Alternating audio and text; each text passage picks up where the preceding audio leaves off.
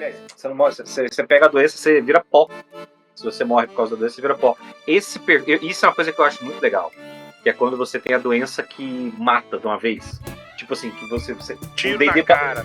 É porque eu dei isso. E alergia a chumbo. A doença que mata de uma vez. Como é que chama? Glock. Não, porra. Tipo, essa doença...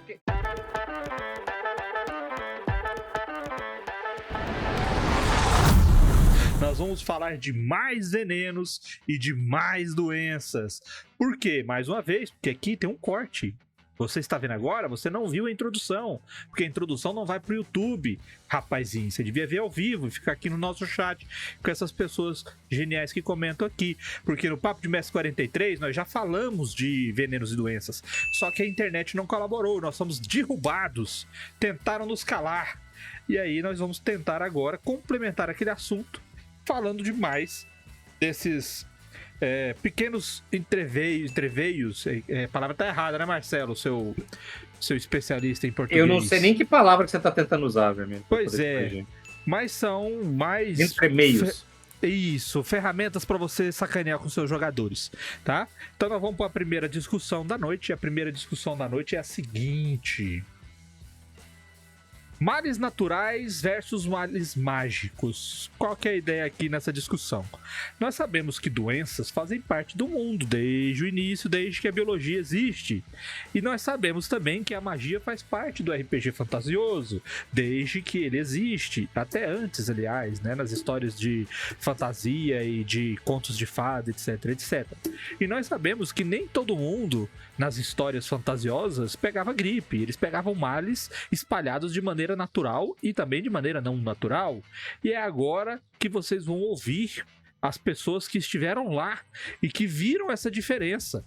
Então, por favor, Baal, qual é o seu ponto de vista sobre a funcionalidade desses males naturais e não naturais mágicos nas campanhas de RPG? Eu acho que na maioria das vezes os naturais são o que a gente conhece aqui no mundo real mesmo, né? Que aí a gente pode fazer os paralelos nas aventuras também, cólera, coisas que são relacionadas principalmente à higiene básica, que na Idade Média ali, quando você tá... E aí a gente pensando numa aventura de fantasia medieval. Coisas que eram relacionadas a saneamento básico e higiene básica na Idade Média era uma coisa que basicamente não existia, portanto tudo que é inerente desse comportamento acabava que acontecia muito. A própria praga foi por conta da galera, né, ser muito imunda, esgoto a céu aberto, a galera tinha cólera, tinha tudo quanto é doença que acontecia naturalmente e que raramente é explorada em aventuras, né?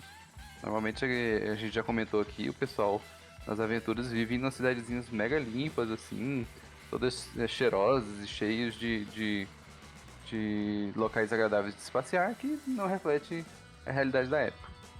E os males mágicos, eles estão ali mais com esse contexto mesmo da fantasia, e eu acho que eles acabam enquadrando quase que como uma maldição mais, né? Se você pensar em doença, ela tem um fator ali normalmente biótico ali, né? Um fator, uma bactéria, um protozoário, um fungo, um vírus. E o mal mágico não. O mal mágico é basicamente uma maldição, né? Ele não tem um fator uma explicação, né? Uma... combater, né? Ele simplesmente, a pessoa está acometida com sintomas que não têm uma origem física, né? É uma origem mágica. Então, deve ser combatido com uma cura mágica. Senhor Salada, o dono da sabedoria que viu as pragas do Egito. Cara, eu gosto da ideia, assim como a gente já falou sobre no papo sobre tecnologias, eu falei que não é magia, é tecnologia. E a diferença de magia para tecnologia, né? Tipo, se a tecnologia é avançada o suficiente, ela é indistinguível de magia. Eu gosto muito de pensar na ideia de que grande parte do que era considerado mal mágico no mundo antigo era derivado exclusivamente do fato de que você não tinha tecnologia suficiente para saber o que era. E eu gosto de pensar nisso como algo que acontece também no mundo de RPG, no mundo de fantasia. Porque qual que é a ideia? Você raramente, e eu acho que isso é bom, raramente para ser coerente, você vai ter um médico de mundo medieval que entenda conceitos modernos como Lavar bactérias, as mãos. vírus, etc, certo? Então, assim, se você pensa que na quantidade de doenças que são transmitidas dessa maneira, por meio de micro-organismos que são invisíveis ao olho nu, e se você pensa pela cabeça do cara, que simplesmente vê duas pessoas com a mesma doença, sem que ele tenha visto nada que causou a transmissão, na minha cabeça faz todo sentido, que se esse cara vive num contexto em que existe magia, ele vai atribuir isso à magia. Então, para mim faz todo sentido, inclusive, usar doenças como essas, causadas por micro-organismos, para basear doenças mágicas no universo de fantasia. Entendeu? Então, assim, se você. O cara pega tétano. E aí, o cara pegou tétano. E aí, o primeiro cara que eles identificaram 4 pessoas que pegaram tétano. As 4 pessoas tiveram o mesmo sintoma. E elas tiveram esse sintoma depois que elas pisaram em pregos. O cara vai olhar e falar: cara, coincidentemente, esses 4 pregos eram, na verdade, pregos que estavam num caixão do cemitério. E agora, não é a ferrugem, não é uma bactéria associada ao metal enferrujado. Não. Aquilo ali é claramente a doença do prego de cemitério. Aquilo ali é a filha do cara que morreu. É o espírito do fantasma que tá causando aqueles sintomas. E aí ele causa o rigor na pessoa e a pessoa fica com a musculatura toda travada, porque o fantasma faz com que ela... Entendeu? Tipo assim, é muito fácil você emular esse cenário. Então, assim, eu gosto da ideia de você tem doenças naturais, você tem doenças mágicas, e assim, pode acontecer de você ter doenças que parecem mágicas e são naturais, e que, na verdade, eventualmente as pessoas poderiam descobrir no futuro que não vai acontecer, mas poderia existir naquele cenário, que, na verdade, eram doenças naturais desde o começo. Entende? Então, assim, num cenário high magic, faz sentido que existam doenças mágicas, e eu gosto da ideia de doenças mágicas, mas eu gosto também de deixar essa possibilidade na cabeça das pessoas. Pense em doenças que são tratadas como mágicas, que, na verdade, são naturais, mas parecem mágicas porque você não consegue explicar pela ciência que existe naquele período. E o interessante de ver esse tipo de coisa é o seguinte, imagina assim, a galera vive num canto lá, tá tranquilo, tá favorável, tá trabalhando, tá fazendo suas coisas sujas medievais de sempre. E tá lá, massa e tal. E de repente chega um barco, sabe-se lá de onde. Uns viajantes comerciantes lá, os caras ficam lá uma semana. Aí eles trocam rato, né? Eles trocam rato, os ratos do barco saem, os que tá de fora entram e tal. E aí de repente... Depois de algumas semanas, começa o surgimento de uma doença. A galera começa a ficar doente. Pústula, fraqueza, e começa a morrer gente, e começa o troço a proliferar, o troço a alastrar, a cidade foi amaldiçoada, nós estamos pecando, é um castigo divino, e aí começa a pesquisar e ver o que é, e vem padre, e vem madre, e vem tudo, e tá aquele negócio, e tenta, e não se sabe, porque não se sabe o que é agente de transmissão, não sabe de onde vem isso daí, não sabe como identifica, como que você evita, como que você trata. Começa a morrer gente, eles começam a queimar gente, começa a queimar casa e começa a botar aquele negócio, e em 3, 4 meses, meu amigo, a cidade está uma cidade fantasma. E aí vem gente de fora da Inquisição pra ver se tem fantasma, pra ver se tem bruxa, esse tipo de coisa. Aí foi só um surto de peste. Foi pulga e urina de rato. Mas beleza. Você reparou que nessa bagunça toda, hora nenhuma eu falei que ninguém descobriu nada, é porque eles não descobriram nada. A galera ficou batendo cabeça do início ao fim. Agora imagina que vai chegar uma doença mágica. Alguém realmente fez uma maldição, alguém realmente enfeitiçou a galera. A galera que tá vendo isso vai ficar batendo cabeça. Então, quando você utiliza esse tipo de coisa, o principal aspecto que você deve esperar é a galera batendo cabeça sem saber o que tem. Então é mais ou menos o que a gente... no RPG ele pode funcionar, mas a gente tem a gíria do caça às bruxas. Por quê? Porque é uma busca incessante e infrutífera. Porque você não vai resolver o problema, você não vai melhorar a condição, você não vai fazer nada de útil, vai ficar batendo cabeça e vai causar um rebuliço. Então o que eu vejo é que tanto os males naturais quanto os males mágicos, eles servem para a campanha como um evento de cenário. A não ser que seja uma doençazinha localizada e que não vai se propagar, ela pode ser usada como um evento de cenário, por mais que seja uma coisa contida, por mais que seja uma coisa bem localizada. Então é bacana você planejar e ter pelo menos um pezinho assim no cenário para explicar esse tipo de coisa, porque o que eu vejo é que a maioria dos mestres não leva em consideração isso. Você sempre tem clérigo curando todo mundo, você sempre tem remédio pra todo lado, poção pra todo lado, todo mundo chega lá e fala, me dá esse troço tudo de magia aqui que eu vou curar a galera lá que pisou num prego e tem um fantasma lá amaldiçoando a galera e tudo mais. Então eu aconselho vocês tratarem doenças e venenos com um pouquinho mais de preocupação, porque você está perdendo uma ótima ferramenta de bagunçar a sua sessão por causa de recursos que estão sempre abundantes e que na maioria das vezes nem se usa, porque tem tanto recurso, tanto remédio, tanto antídoto que geralmente o mestre nem escolhe botar veneno e doença porque não vai ser desafio pra ninguém. Dependendo do contexto histórico que você estiver vivendo ali também, tem a questão de que ninguém descobre nada porque é proibido pesquisar, né? Medicina durante muito tempo era proibida de ser praticada, principalmente na Europa, porque você não podia abrir um defunto, você não podia abrir uma pessoa pra ver o que ela tinha de problema, o que tinha acontecido com ela. A pessoa morreu, né? Você não podia profanar o corpo dela. Então não existia desenvolvimento científico, né? Não existia desenvolvimento da medicina. As pessoas simplesmente, morreu e aí segue adiante, e aí mais pessoas vão morrendo, ninguém sabe por quê, porque Deus não iluminou a cabeça de ninguém pra revelar ainda, né? Aí, à medida que morre gente o suficiente e o vetor para de se alastrar, porque não tem nem pra onde pular de um vivo pro outro, porque estão quilômetros de distância, ele curou. Deus quis que curasse. Enquanto isso, os árabes estavam retalhando o defunto lá pra ver como é que funcionava as paradas. Esse é um aspecto interessante. Eu acho que a gente não falou sobre... A gente nunca fez um papo de mestre específico sobre isso, mas essa talvez seja uma oportunidade. A gente vai falar um pouco hoje sobre a questão de você tratar sobre o desenvolvimento científico, especificamente da medicina.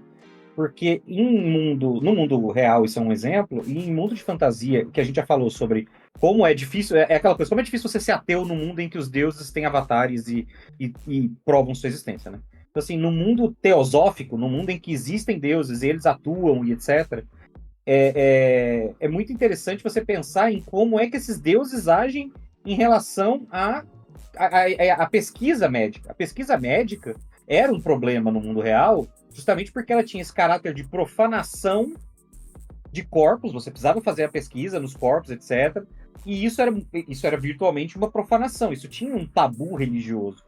E isso é uma coisa que em determinados segmentos vai atrasar consideravelmente o desenvolvimento. E eu gosto de pensar que isso é uma coisa que pode se replicar no mundo de D&D.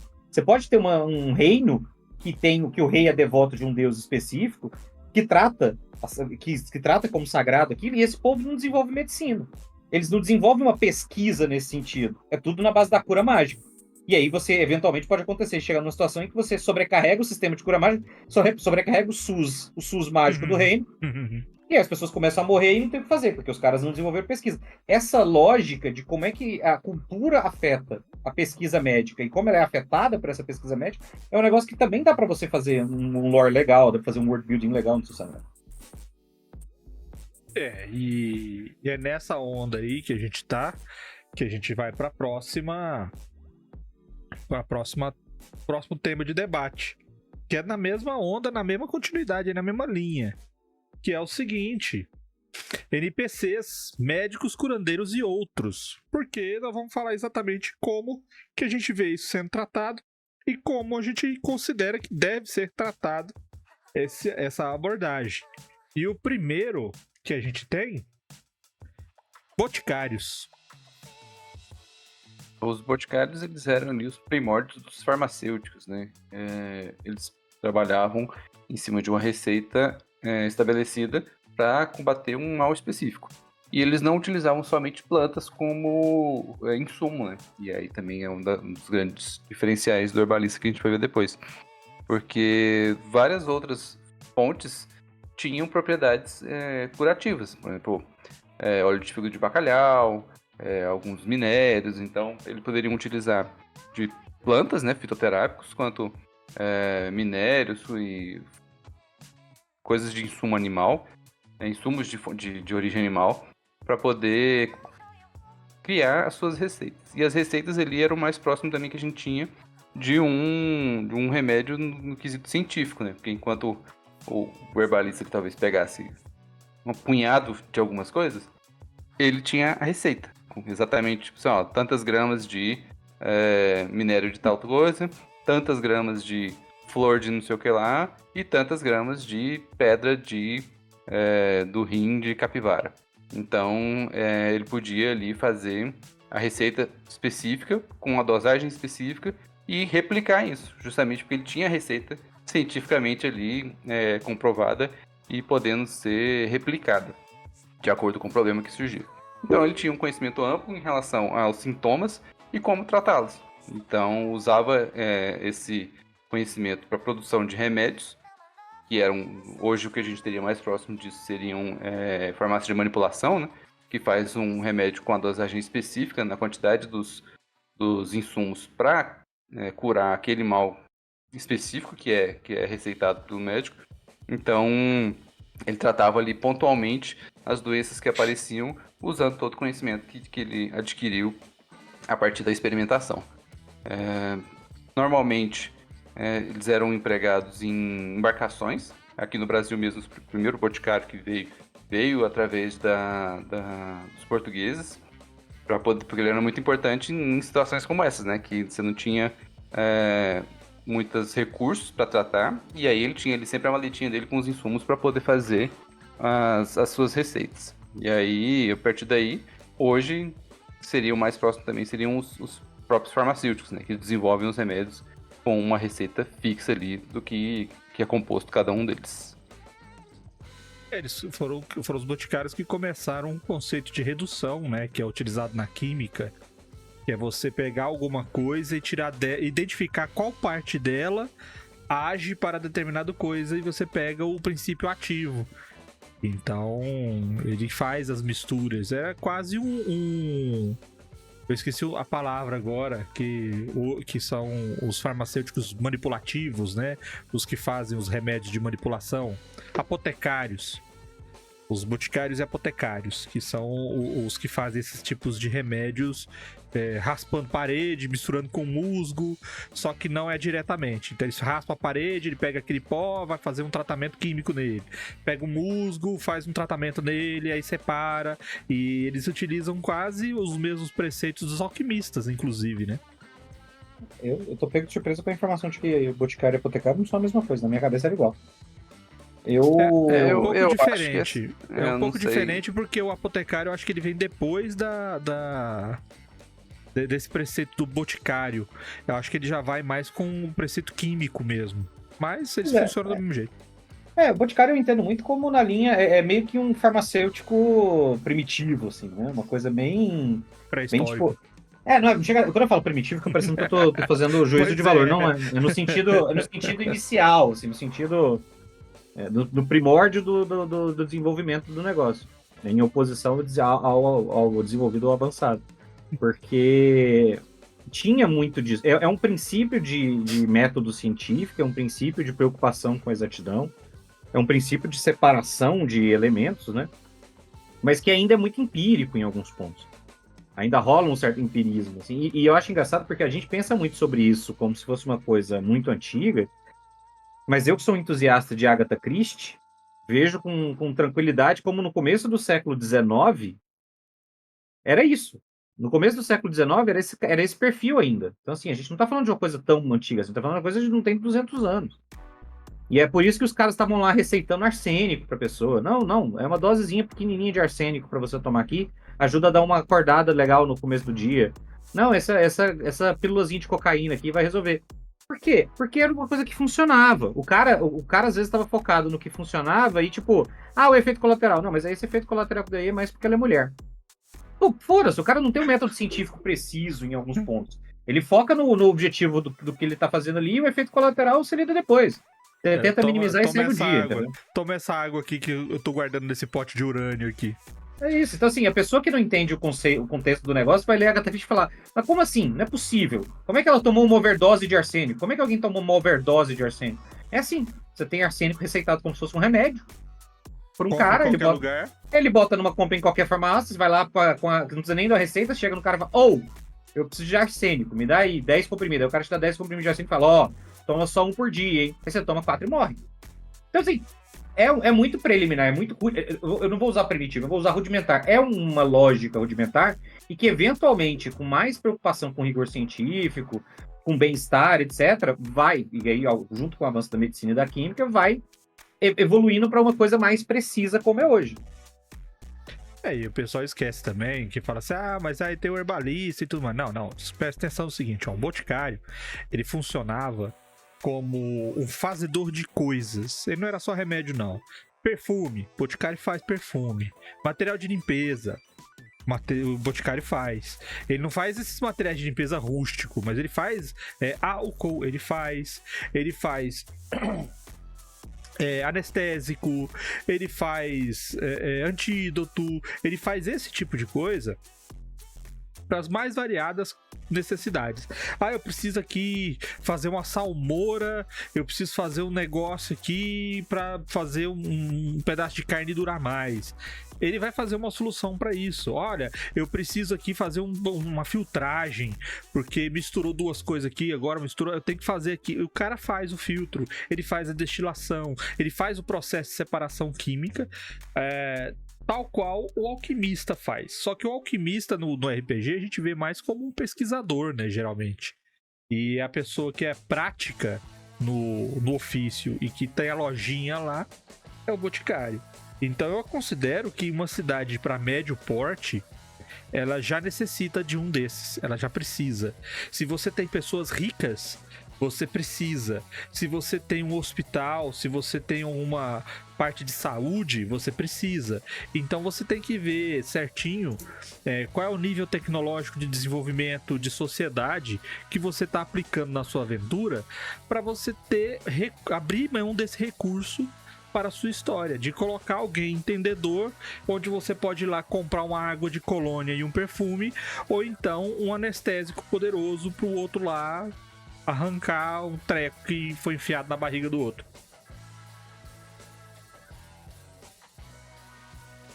Isso que você falou aí, acho que também reflete muito que normalmente o boticário é mais caro, né? Por isso ele precisa estar num lugar mais rico. Uma cidade pequena Sim. Normalmente vai ter uma benzedeira, um herbalista, não vai ter um boticário mesmo, porque ele precisa tanto de mais recursos, insumos, que ele precisa de um lugar em que isso é comercializado, né? Normalmente grandes cidades com um fluxo de comércio, e o trabalho dele é mais caro também, né? Justamente porque tem esse trabalho mais especializado. Exatamente. E é nessa onda aí que a gente progrede, pro próximo, que são os cirurgiões. Bom, e aí é que tá a grande onda da questão. Porque você precisa arrancar um dente. Você tá com aquela boca inflamada, com seu maxilar inchado, com a parada tudo lá te incomodando. E aí você vai e fala assim, doutor, eu preciso arrancar meus dentes. Aí o cara falou, rapaz, vamos fazer o seguinte, você vai passar lá no boticário e você vai pedir pra ele um anestésico. Por que, doutor? Porque nós vamos precisar. Aí você vai lá, fala, vou ter que arrancar uns dentes aí. Tem como você me dar uns anestésicos? Aí o boticário vai falar, você tem esse anestésico aqui bom, mas você vai precisar aí também de um cicatrizante. Então você vai tomar esse remédio aqui, depois que você operar, todo dia você vai acordar, tomar esse remédio. Depois de você almoçar, você vai tomar esse remédio. E antes de dormir, você vai tomar esse remédio. E vai entregar pro cara. Você mistura, põe uma colherzinha na água, mistura e bebe. E aí ele vai fazer a cirurgia. Ele chega lá e você tem o cirurgião. O que o cirurgião vai fazer? O cirurgião vai resolver o seu problema. E aí você tem vários níveis de cirurgião que você pode adotar. Tá? No início, vamos falar assim, quando a gente tinha a Idade Antiga, né? Eu acredito que seja a Idade Antiga e tudo mais, Idade do Ferro, por aí, você já tinha galera que abria e mexia mesmo, de tirar tumor, de botar osso no lugar, de remendar osso na mão e depois fechar de novo. Você já tinha galera que fazia isso. Então você vai ter uma parcela de profissionais que são especializados em corpo e fisiologia, né? Que vai saber separar a função dos órgãos, vai saber como é que funciona o sistema de veias, bombeamento cardíaco e como que você consegue não inutilizar a musculatura para abrir e fechar uma pessoa. E aí vai ser uma parte muito delicada no seu planejamento, que é você adotar qual nível de conhecimento que esse profissional vai ter. Porque o que a gente tem é, quando você chega na Idade Média, você tinha o cirurgião dentista e o cirurgião barbeiro, porque o cara que era o barbeiro era o dentista e ele era o médico. Porque ele sabia mexer com tesoura, ele tinha essa precisão, então precisava arrancar dente, ele arrancava. Precisava cortar o cabelo, ele cortava. Precisava tirar um pedaço de flecha do bucho, ele tirava. Aí você imagina como é que não era feito.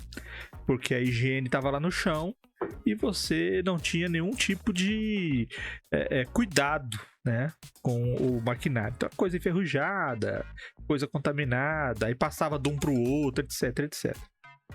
Mas qual que é o preceito? O preceito é, você vai ter um profissional que ele vai ter conhecimento de medicina o suficiente para tratar coisas de urgência ou não, e ele vai saber não só tratar da fisiologia da pessoa, mas ele vai ter um certo conhecimento do que pedir para que a pessoa seja tratada no pós ou antes dessa cirurgia. Por exemplo, o que ele vai pedir para um boticário e o que ele vai pedir para um herbalista para que a recuperação seja melhor e tudo mais.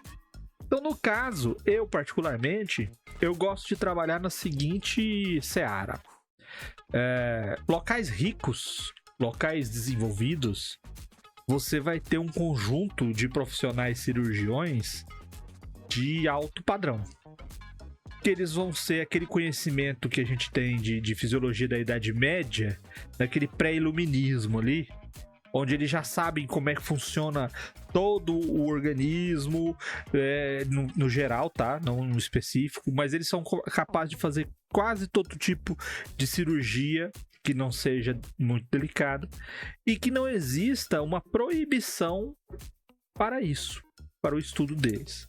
Nos locais mais pobres, afastados, você vai ter pessoas que têm simplesmente uma predisposição ou porque ela fez uma vez na emergência, ela foi escolhida para fazer sempre.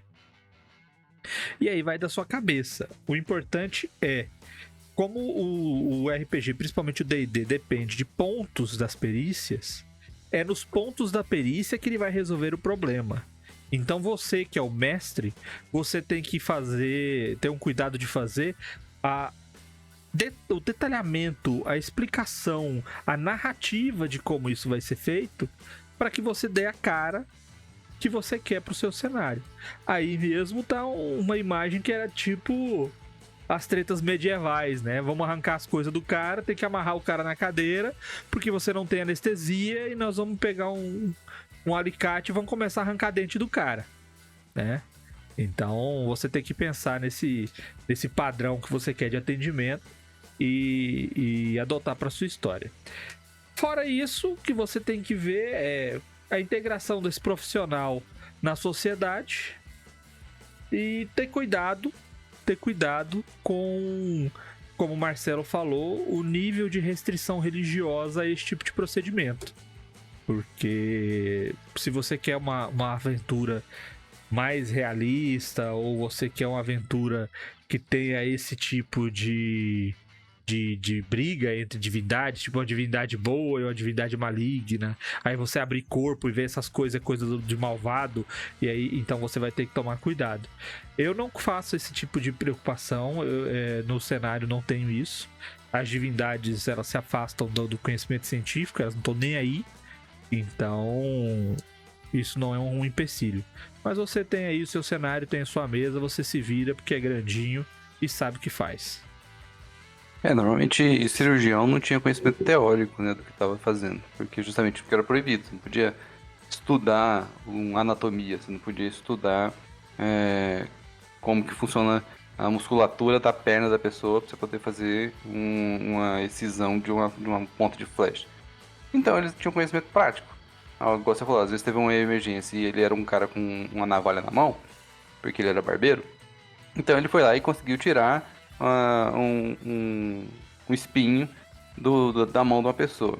Foi um trabalho limpo e tranquilo? Não foi. Provavelmente arrancou um dedo no processo, fez alguma coisa assim. Mas à medida que ele vai evoluindo, à medida que ele vai praticando mais, ele vai especializando naquilo lá, mesmo sem ter o conhecimento teórico, é só o conhecimento prático. Tal quais dentistas práticos que existiam. Meu avô foi dentista prático no interior aqui de Goiás. Ele atendia 2 cidades, ele era o único dentista de 2 cidades que existia aqui no interior. Então, conhecimento prático, ele nunca estudou na vida, né? Ele sabia arrancar um dente, né? Pegar o alicate e puxar o dente que estava estragado. E fazer dentadura, basicamente, eram as principais coisas que ele fazia. Então, um cirurgião é mais na prática, vai praticando o que está acontecendo de acordo com as necessidades que surgem, e ele vai aprendendo na medida que vai fazendo. Esse dentista prático não é nenhuma coisa do passadão, assim, não. Década de 60, 70, 80, ainda tinha isso. Eu acho que acabei de falar que meu avô era dentista prático. Isso. Não, mas é isso que eu tô falando. O seu avô era dentista prático, eu tô falando que até os anos 70. Entendeu?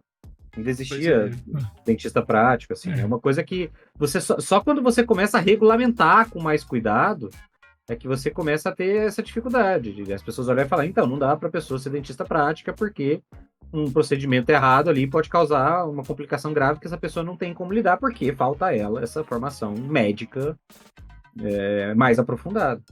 Porque, afinal de contas, arrancar um dente é um processo que você faz com um cirurgião dentista. Não é nem qualquer dentista, inclusive. Um dentista vai poder lidar com isso, mas dificilmente ele vai querer fazer uma cirurgia se ele não tiver especialização.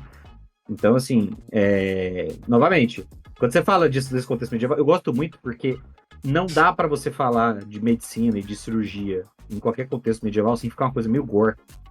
É uma coisa gore. É um grande, assim, a gente vai ter que serrar a sua perna. Não é instrumento adequado. O maluco vai usar a faca que ele tiver lá na hora, dependendo da situação.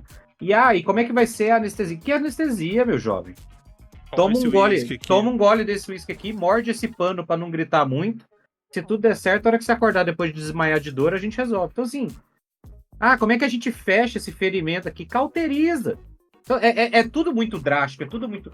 Justamente por isso que o Luiz falou, pela falta de conhecimento médico, de você saber qual é a maneira de fazer isso de uma forma menos traumática. Esse é um aspecto que eu acho interessante também. É você pensar que a medicina, muitas vezes, era simplesmente uma busca pelo mal menor. É tipo assim, o seu pé tá gangrenando. Você pode morrer ou perder o pé. Então você vai perder o pé. Aí a gente vai serrar o seu pé. Não, mas agora começou a gangrenar, não fechou direito, não cicatrizou, não sei o que, começou a gangrenar o topo da perna. Então a gente vai serrar o topo da perna. A gente vai subindo. Uma hora para. Encaixotando a Helena. É isso, entendeu? Tipo, uma hora para essa merda. E é gore para um caralho. Então, assim, toda vez que você descreve...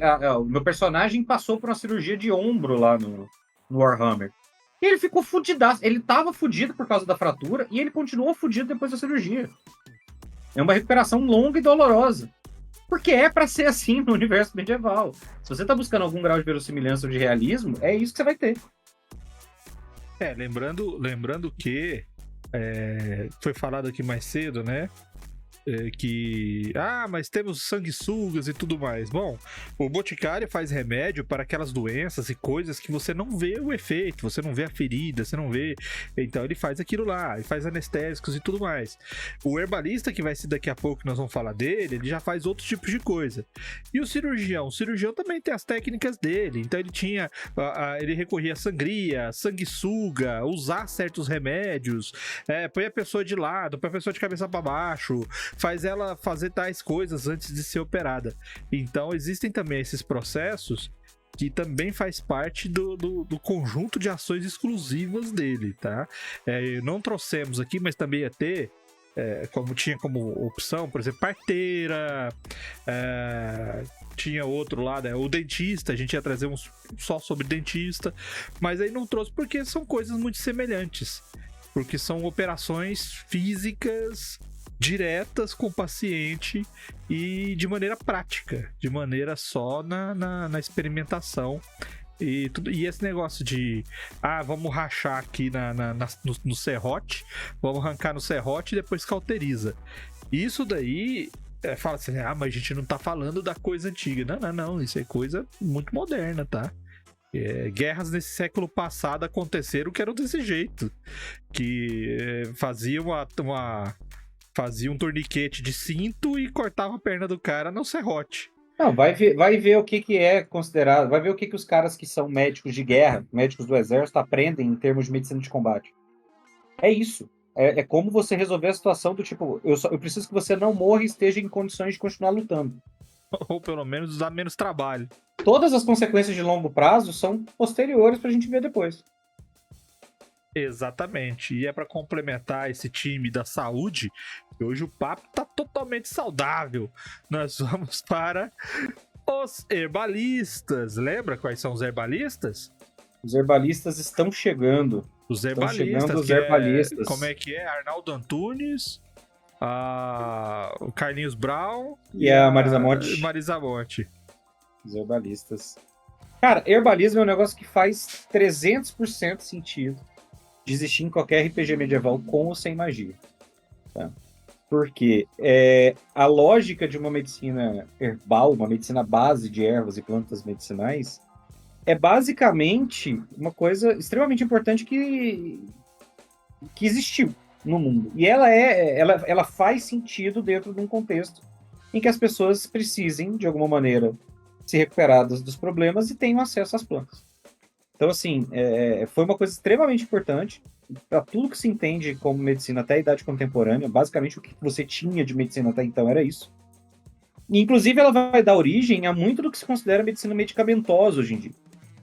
Aliás, esse aqui é um exemplo de coisa que a gente não pode nem falar que é uma coisa do passado, porque a fitoterapia, que é na prática medicina, uma medicina herbal, uma medicina com base em plantas medicinais, existe até hoje, é praticado até hoje. Né?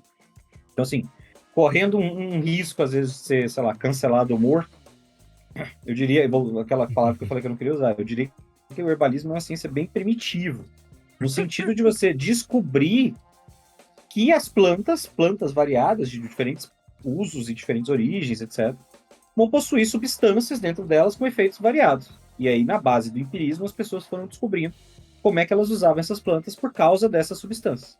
Então, o cara estava lá, sentava lá descansando depois de cuidar de alguma coisa, pegava uma planta ali que tinha do lado, botava uma folha na boca, mastigava e falava, caramba, minha boca ficou dormente.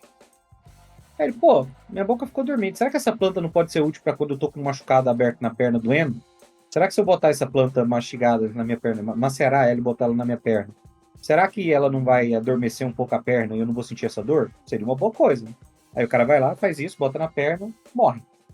Então assim, é um jeito de aprender que a planta é tóxica. Aí do lado tem um outro cara que tá assim, do lado tem um cara que olha e fala, anotado. beleza. Anotado, ele morre. Já sei que eu não posso fazer isso. E aí, ao longo de milhares de anos e centenas ou milhões de mortes, a gente foi aprendendo aos poucos o que pode botar onde, como pode botar, quanto pode botar, etc. Então, assim, o herbalismo... E hoje que você sabe, hoje que você tem noção do que você pode botar onde, você deve agradecer essas pessoas que aprenderam tentando. Que aprenderam tentando, exatamente, entendeu? É igual fazer mandioca brava. Mandioca brava passa uma semana no fogo. Pelo menos 6 pessoas morreram nesse processo pra descobrir isso. Alguém botou um dia, comeu, morreu, falou, beleza, um dia não dá, bota 2. Botou, comeu, morreu. Então, assim, este processo empírico, que pode ou não ser feito com rigor científico, e naquela época não era, porque mal existia a lógica de rigor científico, ele tem resultado. Ele é mais doloroso e mais sofrido, mas ele tem resultado. E eu acho que isso faz sentido de você colocar no RPG. O herbalismo do RPG, ele entra um pouco no mesmo espectro da alquimia, que a gente já falou e que tem muito comum. Ele vai um pouco nessa seara de uma medicina medicamentosa primitiva, porque o herbalista é basicamente a pessoa que vai reunindo esse conhecimento, muitas vezes oral, né? E ele reúne conhecimento, e ele às vezes escreve, ou ele tem isso de cabeça, e ele passa isso para outro herbalista, e ele recebe informação de outro herbalista, sobre que tipo de planta, e aí em alguns casos, os caras vão falar que não é só que tipo de planta, mas é que tipo de produto de origem animal, que tipo de produto de origem mineral. Banha de porco, eu posso botar banha de porco nisso aqui? Eu posso botar banha de porco naquilo ali? Eu botei banha de porco no machucado aqui e ajudou. Então, sim, já é uma coisa que o cara vai anotar. Talvez na próxima vez que eu for fazer um unguento pra botar na ferida, eu vou botar um banho de porco também, porque diz que é bom e a pessoa não morreu. Então, assim, essas propriedades relevantes para a saúde que os produtos têm, ele pode não saber o que é. E isso é um aspecto interessante. Ele pode não ter o conhecimento do boticário ou do farmacêutico moderno, de saber que a planta X tem uma grande concentração da substância Z, e essa substância tem um aspecto anestésico, tem um aspecto anti-inflamatório. Ele pode não saber o que é isso, mas ele sabe que aquela planta, se for macerada no álcool, vai liberar alguma coisa que ajuda. E é isso que ele vai fazer. E aí ele vai saber o que tem que ser ingerido, o que pode ser aplicado, o que pode ser colocado numa compressa, o que tem que ser fervido, o que tem que ser dissolvido. Tudo isso o herbalista vai fazer. Então ele é um cientista primitivo, um cientista rudimentar nesse sentido, de lidar com a ideia de utilizar essas substâncias, né? Ainda que não isoladas e purificadas como faz a ciência moderna. E muitas vezes ser necessário lidar com os efeitos colaterais. E eu acho que esse é um aspecto também interessante que as pessoas às vezes esquecem do herbalista. O herbalista, inevitavelmente, é uma pessoa que aprende a fazer ungüentos curativos e normalmente aprende a fazer veneno. Porque a partir do momento que ele descobre que uma determinada planta é tóxica, agora ele sabe que aquela planta é tóxica. Ele pode intencionalmente utilizar as toxinas daquela planta para alguma coisa. Então, é interessante você pensar que essa instrumentalização abre um outro espectro para ele, e no seu lore, no seu world building, muitas vezes você pode fazer a cidade em que todo mundo gosta do herbalista, porque o herbalista manja tudo que cura, e na outra cidade o herbalista manja tudo que envenena. E a galera tem medo dele. Isso sem entrar na questão de magia. Às vezes a bruxa da cidade nada mais é do que uma herbalista que não prestou atenção só em tudo que ela ouviu sobre usar as plantas medicinais para o bem, mas também em tudo que pode fazer mal. E às vezes ela olha e fala, bom, não é nada, eu tenho um pé de beladona aqui perto da minha casa. Então, se for preciso, eu tenho a que recorrer. Então, esse aspecto é interessante também de levar em conta, como o herbalista, talvez diferente do cirurgião, que eu acho que é muito mais uma conotação positiva, apesar de toda a tortura, ele tem um pouquinho desse componente de também ter acesso às coisas malignas e poder ser recorrido a isso. A praticidade do herbalista é que o insumo que ele utiliza normalmente é o que está ao redor, né? Ele vai até o campo colher as ervas que ele vai utilizar, ele planta ali, ele tem uma hortinha ali, um herbário, onde ele pode ter as plantas que ele já sabe quais são as funções. E aí, igual a gente está falando diferente do boticário, ele não tem um processo alquímico muito avançado para poder utilizar aquilo. É igual o Marcelo falou, ele macera, faz um chá, ele ferve, ele não vai fazer uma decantação dos óleos da planta tal para poder isolar o óleo e fazer um remédio a partir daquilo. Não, ele vai pegar a planta inteira. Se vai com casca, com tudo, mas ali no meio tem o que precisa, que seria o óleo, vai com tudo. Depois a gente passa uma água lá, passa pois lava que sara. Mas é mais prático e aí, como a gente tá falando, era mais barato. Então é mais comum você ter em pequenos povoados um herbalista, ou mesmo um herbalista mais eremita, que não tá necessariamente ali na vila, mas a gente precisa de acesso ao remédio tal. Tem o herbalista que fica lá no meio do campo, lá do lado da plantação de girassol, que pode te ajudar. Aí você vai até lá, porque ele fica mais afastado justamente porque ele fica onde tem os insumos que ele utiliza para os remédios dele, ou para os venenos dele, que são as plantas, principalmente, ali ao redor da natureza. E é muito mais barato do que você ter todo o processo alquímico e científico para poder fazer os remédios funcionarem. Você só junta ali os insumos em natura mesmo, ou com algum pequeno processo de fervura ou algo do tipo, e já pode ser utilizado. Em termo grosso e bem simplificado para usar em aventura de RPG, o boticário ele trabalha com a redução, ele vai pegar o princípio ativo das coisas, os extratos das coisas e misturar num solvente, né? Seja na água, seja no álcool, seja em outro, para que a pessoa possa beber, passar na pele ou alguma coisa para fazer tratamentos. Dificilmente ele vai ter uma coisa muito imediatista, porque é naquele princípio da manipulação, né? Eu esqueci o nome que é quando você fica diluindo o princípio ativo em 10 piscinas olímpicas, saca? Tem o nome, eu esqueci. Mas... Homeopatia, tipo homeopatia. Não é, porque ele vai tratar de coisa mais concentrada. Mas ele vai fazer... Porque é ciência de verdade. Essência de verdade, né? Então, assim, ele vai tratar misturando os princípios ativos na água, no álcool e outra coisa, para que ele faça parte de um tratamento. O herbalista, ele vai fazer diferente. Ele vai pegar coisas que sabe-se que faz bem, e o máximo que ele vai fazer vai ser uma filtragem, uma fervura, ele vai concentrar e já vai fazer ou um suco ou um chá, ou uma pomada ou um emplastro, alguma coisa para você passar ali. Então ele já tem uma outra vertente, né? E normalmente não são coisas imediatas. Dificilmente você tem alguma coisa que você trata imediato. Tipo, toma esse aqui que você vai sarar. Tomar um gole desse chá aqui você vai sarar, né? Normalmente não é assim. E o cirurgião, ele vai fazer o que tá fora do lugar aí, deixa que eu coloco. E aí o que ele vai saber é coisas emergenciais para fazer a cirurgia funcionar. Tipo, como colocar um osso no lugar? Como que eu posso emendar isso aqui e depois pro cara não mancar o menos possível? Como que eu posso isolar a perna do cara aqui pra ele não ter para não quebrar de novo? O que eu posso fazer pra ele sentir menos dor? O que eu posso fazer pra limpar o sangue dele? Então eles vão usar sangria. Então, cada um dessas 3 vertentes tem os seus próprios métodos, são diferentes, apesar de às vezes um cruzar na linha do outro, eles têm denotações bem específicas. Voltando no boticário, regiões mais populosas, porque ele precisa de apetrechos mais sofisticados. O cirurgião, ele pode estar em qualquer lugar, mas quanto mais gente junta, maior a chance de ter um cirurgião lá. E o herbalista, não importa onde ele esteja, desde que tenha um certo contato com plantações, ervas e natureza, por mais que ele plante, já você pode ter.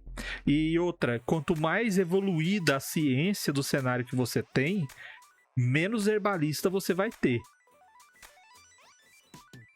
Não falei besteira não, né? Porque a gente às vezes escuta a nossa avó falando, toma chá disso que é bom pra aquilo. Isso aí é uma coisa que o herbalista sabe. Eu acho que depende um pouco do estilo. Porque, por exemplo, se você fizer uma aventura nos anos 60, 70 no Brasil, você vai ter, dependendo do que você for fazer no interior, você vai ter muito mais pessoas. Curandeiro. Herbalista e boticário tem. É o cara que faz garrafada, essas coisas que entra mais nesse espectro mesmo. É a pessoa que sabe usar a erva mesmo. A minha avó com um vidrinho de arnica no álcool pra cicatrizar qualquer machucado. Gente, isso é nos anos 90. Nos anos 90 eu tava lá. Não, diabo de médico, só porque o menino arrancou a tampa do dedo jogando bola na calçada. Bota uma arnica nisso aí que resolve. Sabe Deus resolver. Era álcool, eu esqueci o nome, tinha uma erva, era álcool, não sei que erva, e eles ficavam curtindo uma cobra lá dentro. Arnica. Era arnica mesmo, né? Então é álcool, arnica e uma cobra lá dentro do troço. Eu sempre achei que a cobra era só decoração. Não é possível que tivesse algum efeito, não. E o pior que tem, né?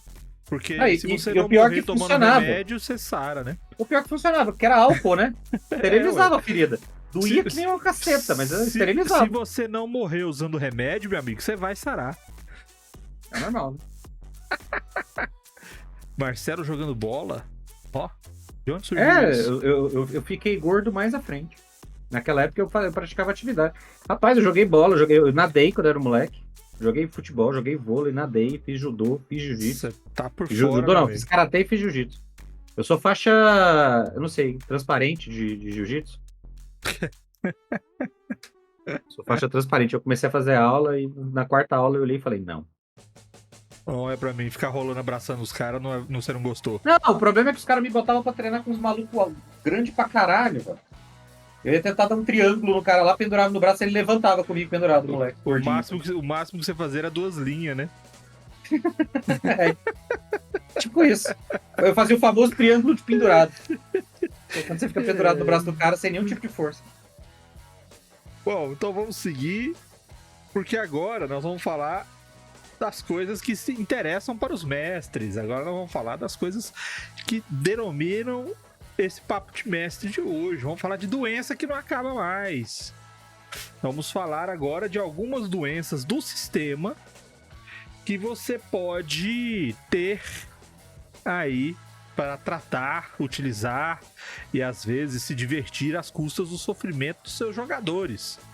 E a primeira doença, Bloodroot. Putz. O Blood Rot, na verdade, ele é uma complicação. No Warhammer, quando você tem algum tipo de infecção ou algo do tipo, você vai fazendo testes para o seu corpo curar e eliminar aquilo naturalmente. Testes de endurance. E aí, à medida que você vai falhando nesses testes, você tem a possibilidade de desenvolver Blood Rot. Blood Rot, na descrição, é que seu sangue está tão podre que ele está transportando podridão para o resto do seu corpo. Então, a solução que eles dão lá é que você precisa usar sanguessugas, ou fazer sangria, na verdade, para poder escoar o sangue podre. E aí, na descrição ainda fala ingerir altas quantidades de sangue novo para repor o sangue que foi perdido durante a sangria, né? Ou seja, não era nem uma transfusão, era uma ingestão de sangue mesmo. Porque não tinha esse conceito de, tipo, vamos enfiar uma agulha aqui no braço, aqui nessa parte do braço aqui, e chuchar sangue lá dentro que resolve, né? Só bebia o sangue e aí sabe-se lá se funcionava ou como funcionava. Mas o Blood Rot, tecnicamente, se a gente for pensar na descrição e como ele como ele funciona, seria basicamente uma sepse, né? A pessoa tá ali com uma doença que é crônica, que não está sendo curada, uma ferida, uma infecção, algo do tipo, e ela vai espalhando pelo corpo. À medida que ela vai espalhando pelo corpo, o próprio sistema circulatório se encarrega de espalhar ela, ela vai destruindo e infeccionando tudo que vai pegando no caminho. Então, na ideia de se fazer uma sangria para tirar aquele sangue podre, teoricamente funcionaria, igual o Vermelho falou, se você não morrer no tratamento, você sobrevive. Então, basicamente... Pra viver, basta não morrer, né? Basicamente o Blood Rot então, é uma complicação de alguma outra infecção prévia que seus personagens não estão conseguindo tratar, o corpo não está conseguindo tratar de forma natural. Então, se você não tá passando nos testes para poder desenvolver uma resistência natural a cada tipo de infecção, tem uma chance dele virar um Blood Rot e você precisar fazer uma coisa muito mais grave, muito mais correr o risco de vida muito maior para tratar do que simplesmente passar ali um unguento e um emplastro.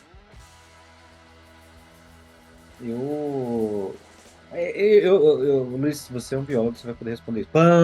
É sempre uma frase horrorosa quando alguém fala, você tem tal formação, você vai ser capaz de responder isso. Porque se você não sabe, você se sente mal. Mas eu mesmo sem saber, eu respondo. O segredo, o que importa é responder com confiança, mesmo se estiver errado.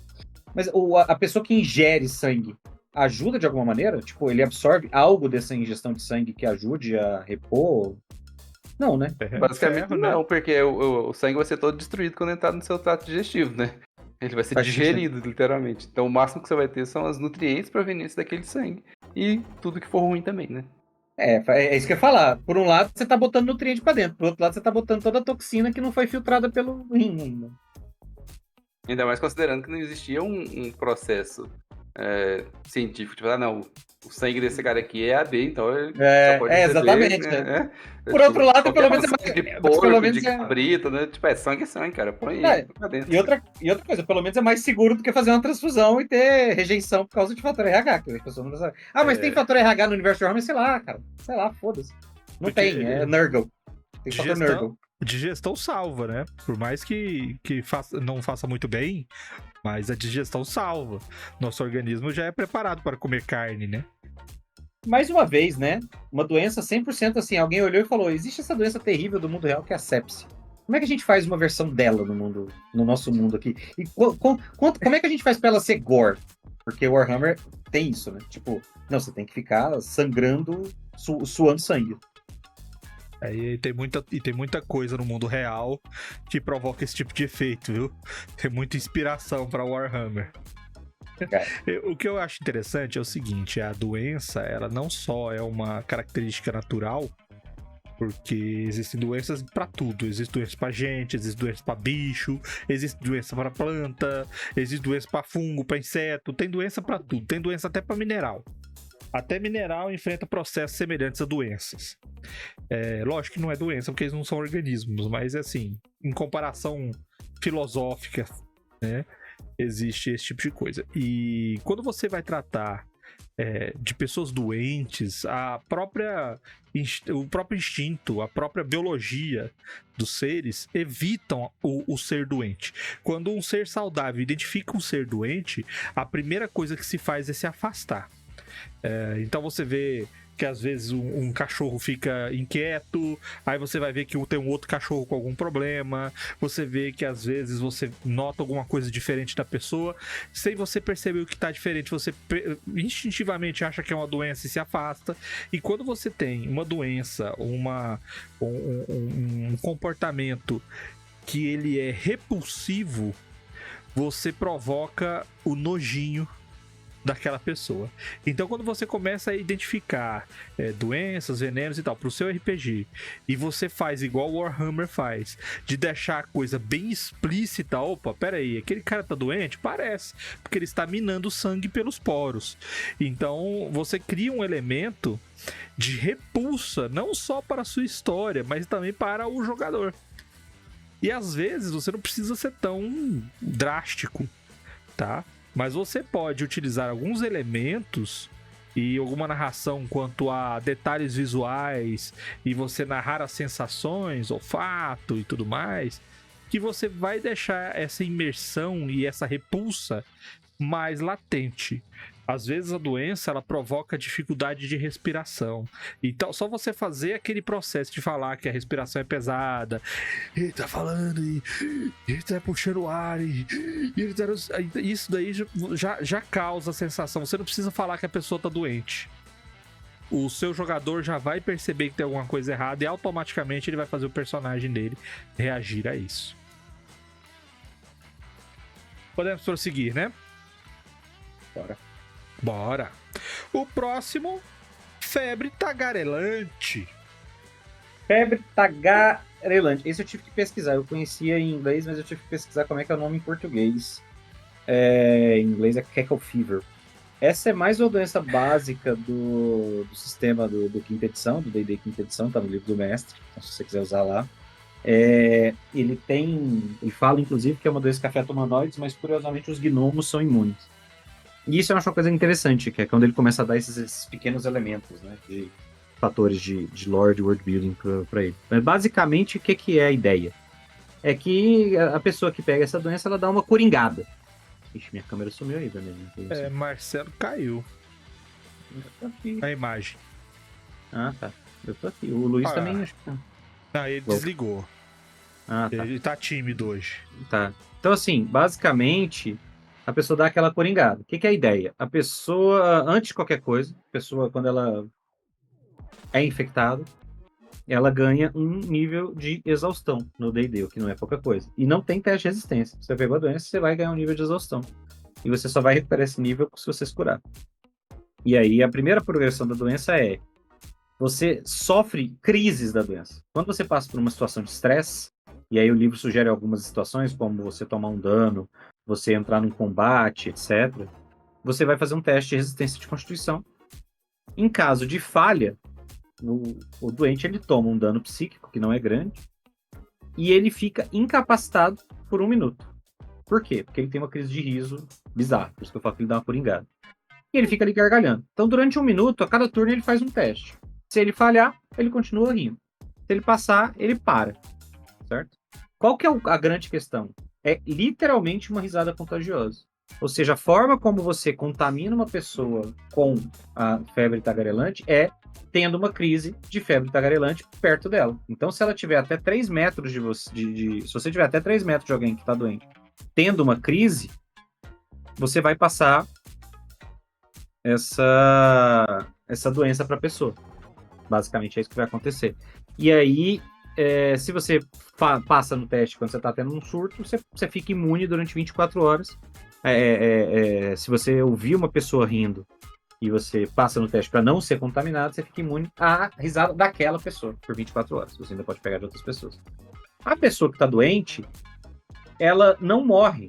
Febre tagarelante não causa morte. E isso eu acho que é um primeiro aspecto interessante. Porque a cada descanso longo que essa pessoa que está doente faz, enquanto se ela não tiver uma cura mágica, quando ela acaba o descanso, ela faz um teste de constituição. Se ela passa, a dificuldade para resistir no descanso seguinte cai um D6. Então, começa acho que no 13. Então, se ela passa, ela joga um D6, a próxima dificuldade vai ser, sei lá, 10. E aí ela joga de novo, ela vai pro teste. Se ela passa, a dificuldade cai. Se ela não passa, nada acontece naquele momento. Mas, qual é o X da questão? É que se ela falhar em 3 testes, não precisa ser consecutivo, se ela falhar em 3 testes de resistência ao longo desses descansos, ela ganha uma loucura permanente. Que não precisa estar relacionada à febre da grelante, ela só ganha uma loucura permanente. Então, assim, por que eu gosto dessa doença? Porque eu acho que ela é uma boa doença para um RPG de fantasia mágica, como é o perfil do D&D. Claramente é uma doença mágica, pela forma como ela funciona, pela forma como ela contamina, então se torna ela mais específica.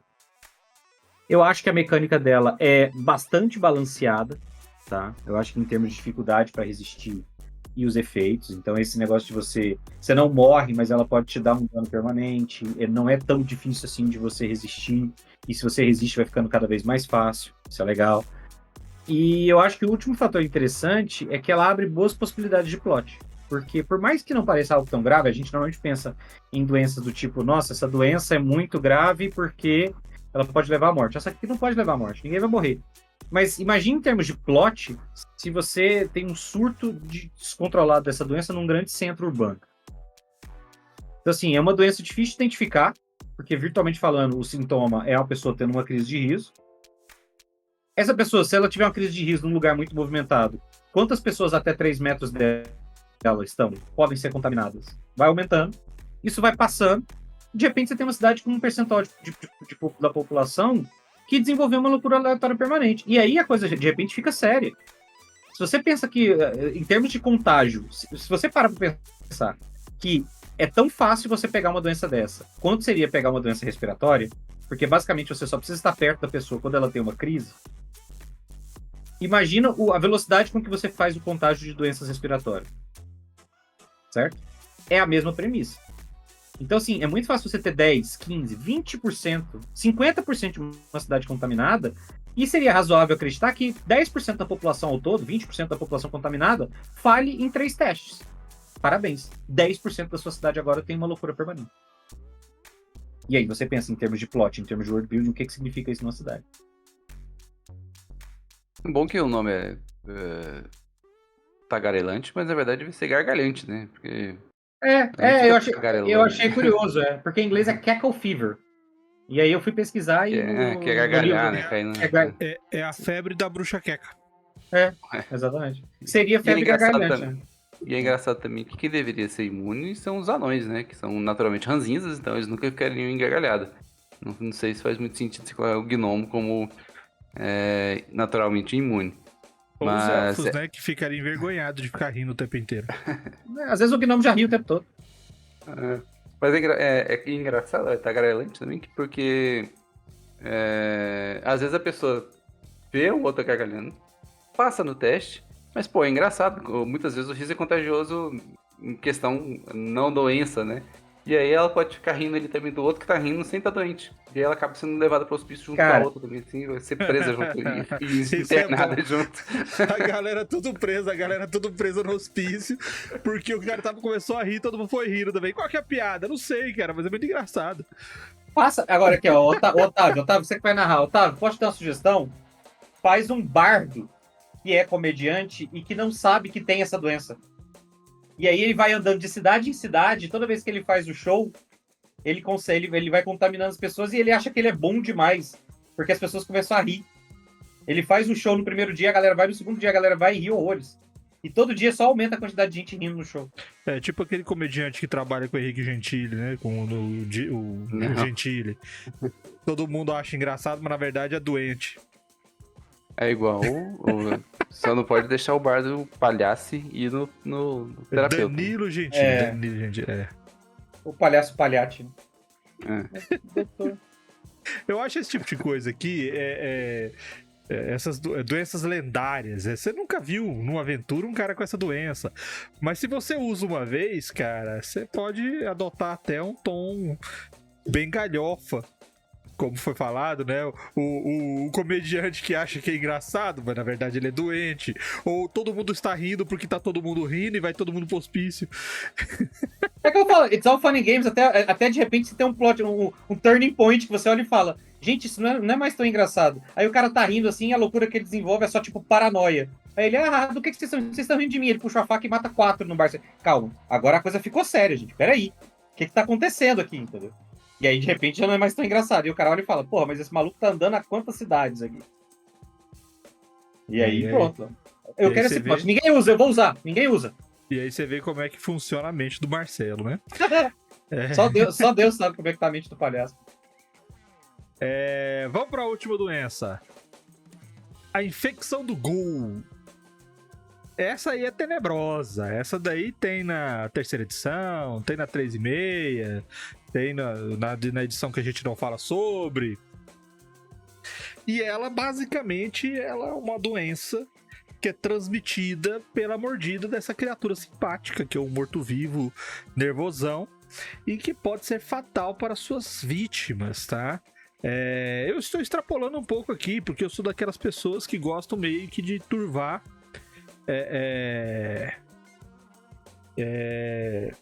turvar as percepções e sempre inserir coisas novas na história. Então, é isso aí, Otávio. A infecção do Gol. O Gol é aquele carro da Volkswagen. Se você tiver uma ponta dele lá enferrujada e você se cortar, você pode se transformar num Fusca. Então, assim, vamos extrapolando, tá? Todas as doenças, todos os critérios que você adota, eles podem ser parte de uma maldição, como foi falado, de magia e tudo mais. Ou você pode simplesmente dar uma pincelada de realidade ou de mundanidade na sua aventura. E por que não um cara que consegue aí pegar dentes e baba de gol e fazer um veneno de transmissão para a infecção desta criatura. E como é que ela funciona? Normalmente a infecção ela passa através da mordida, e como eu falei aqui, por que não, né? Da saliva ou de um pedaço da unha arrancada. Você faz um teste CD3 de Constituição ou de Fortitude, se for o caso da terceira edição.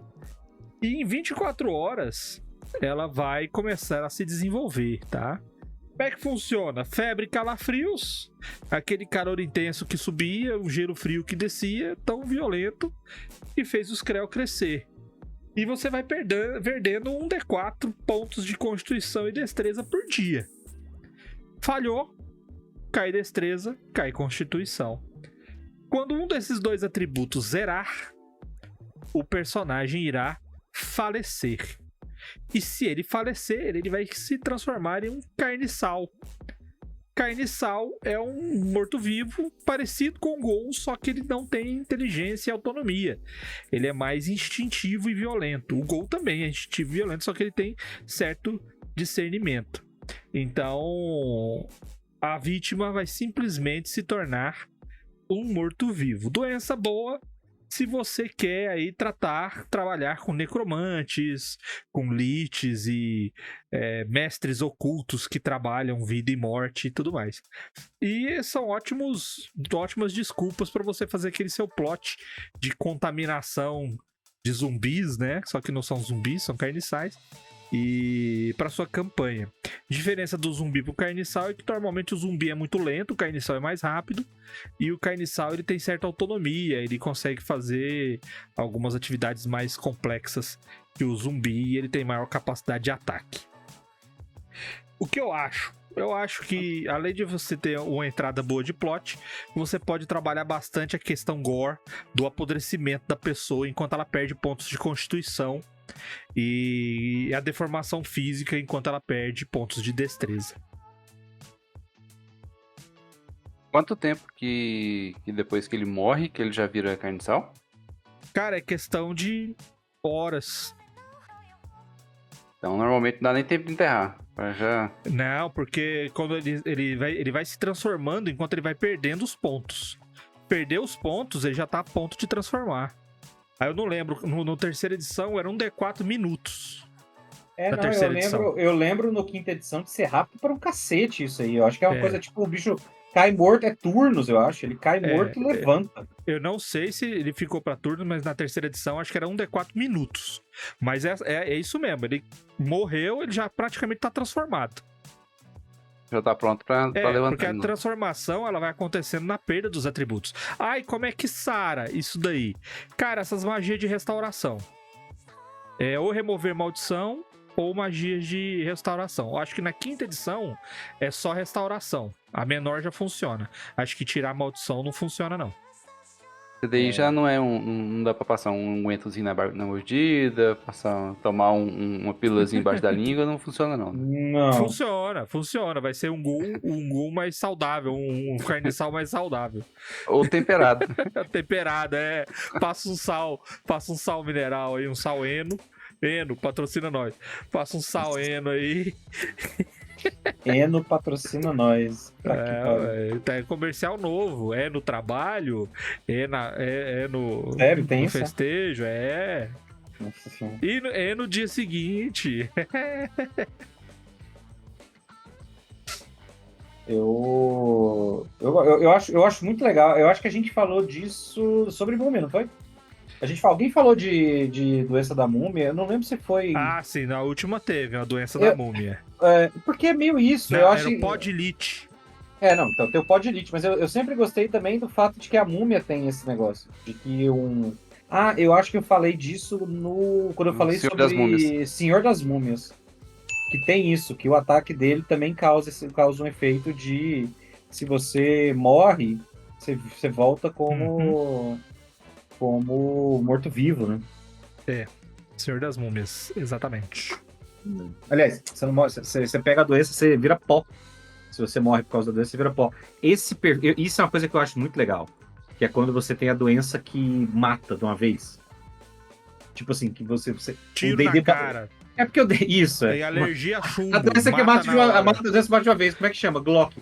Não, pô, tipo, essas doenças, porque aquilo que a gente já falou, a morte do D&D é muito banalizada, né?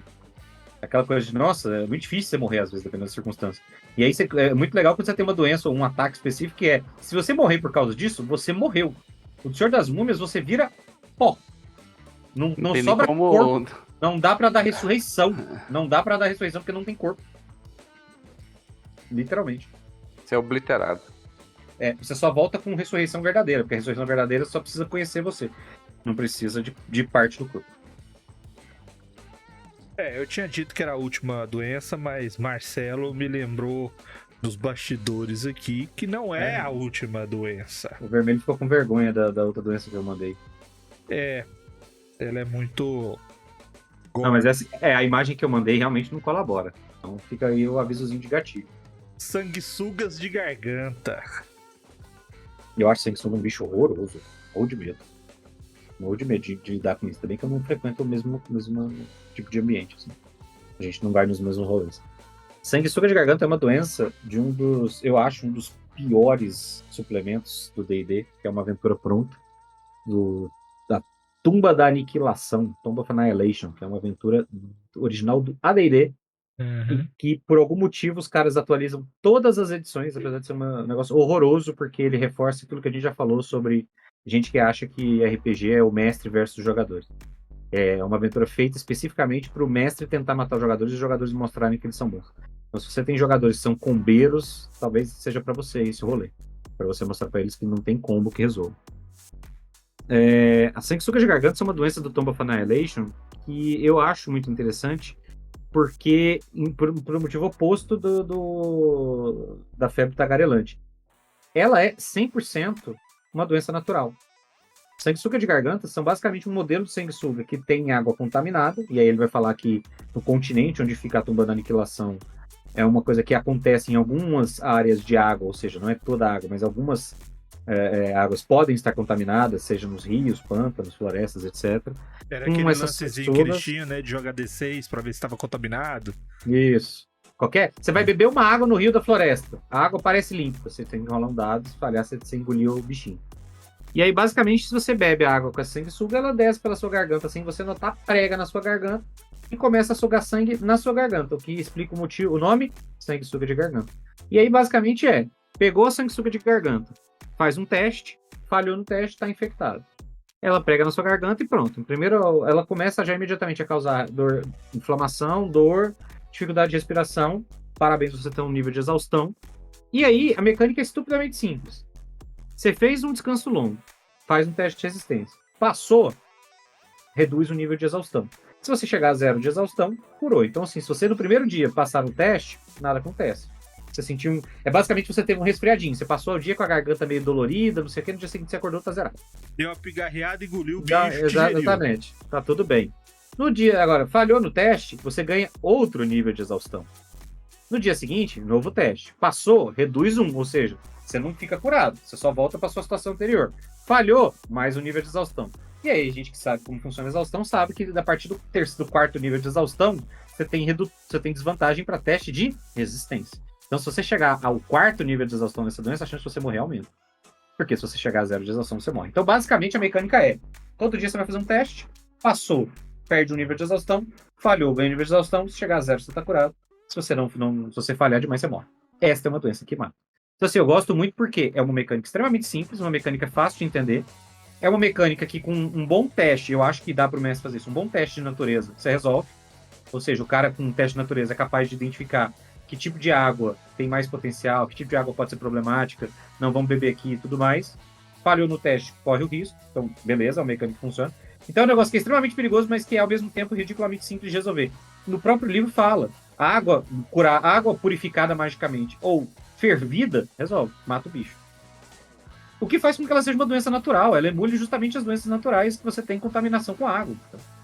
E aí, eu gosto por quê? Porque se você não quiser fazer, você achou meio gore a ideia de, nossa, sanguessugas de garganta. Faz um negócio intestinal.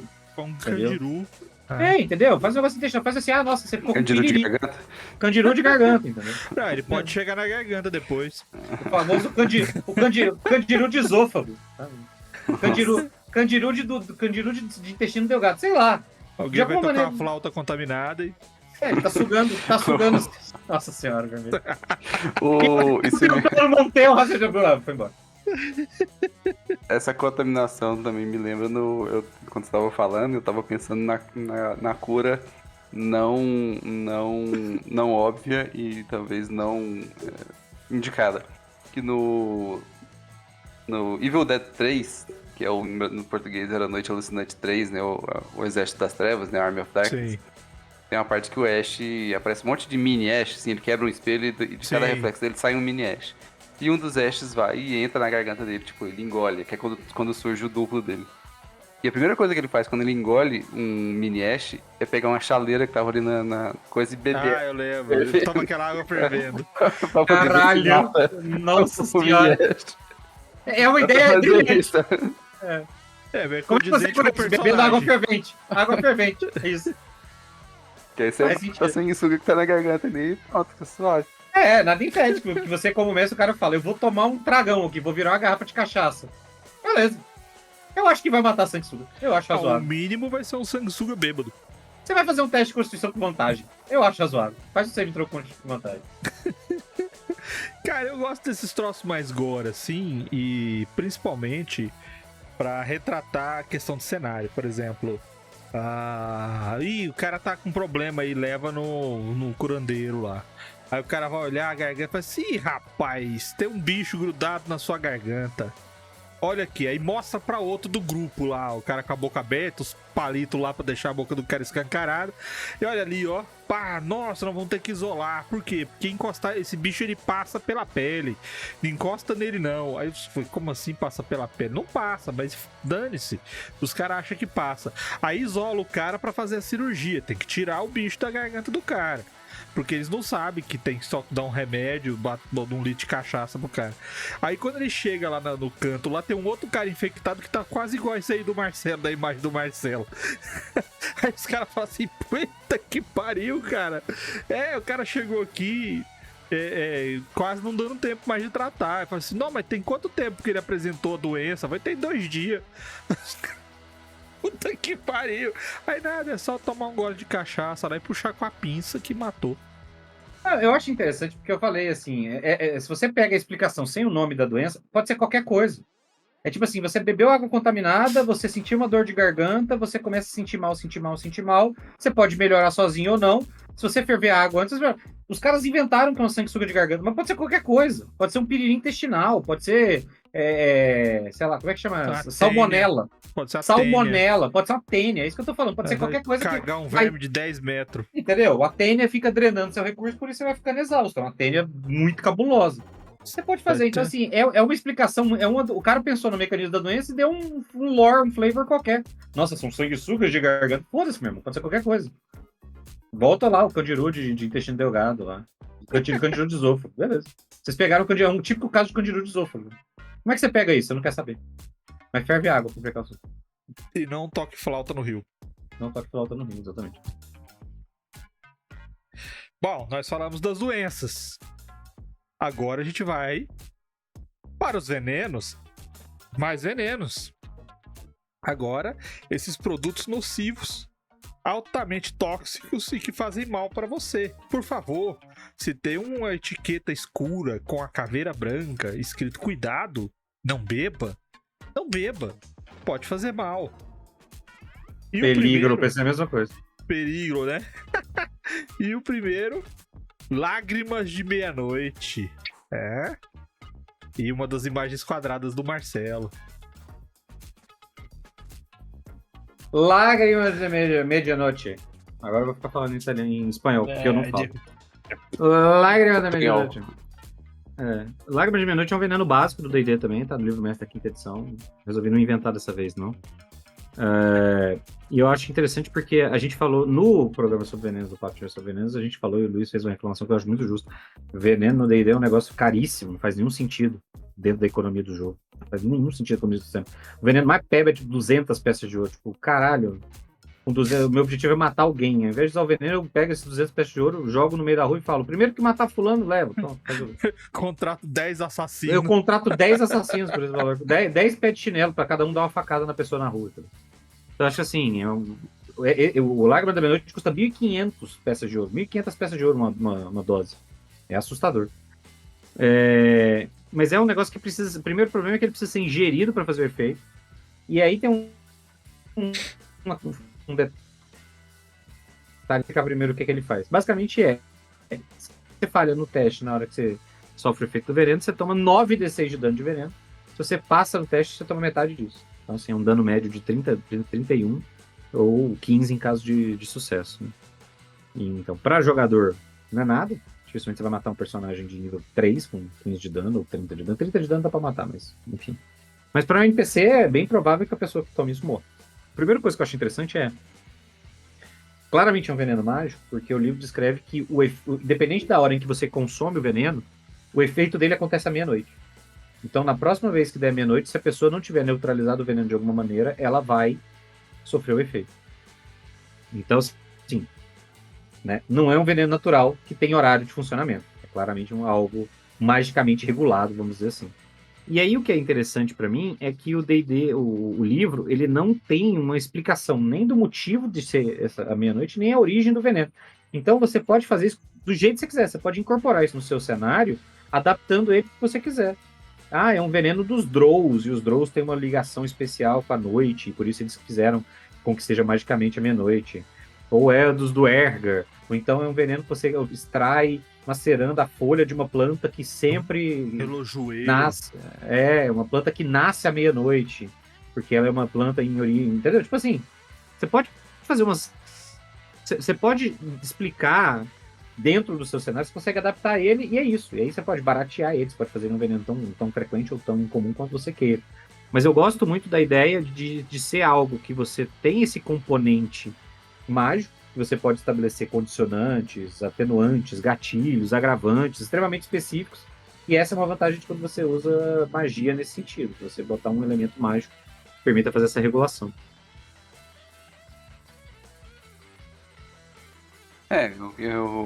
Você falou o que eu já ia falar, né? Que veneno em D&D é muito proibitivo, né? Não é uma coisa que vale a pena utilizar. Inclusive, a gente... Acho que no Venenos e Doenças inicial, a ideia também era fazer com que...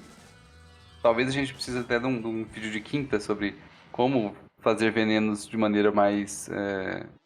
Legal, né? utilizar veneno de maneira mais úteis no D&D. Porque quando eu for falar do veneno que eu trouxe, eu vou falar do sistema que é em Warhammer.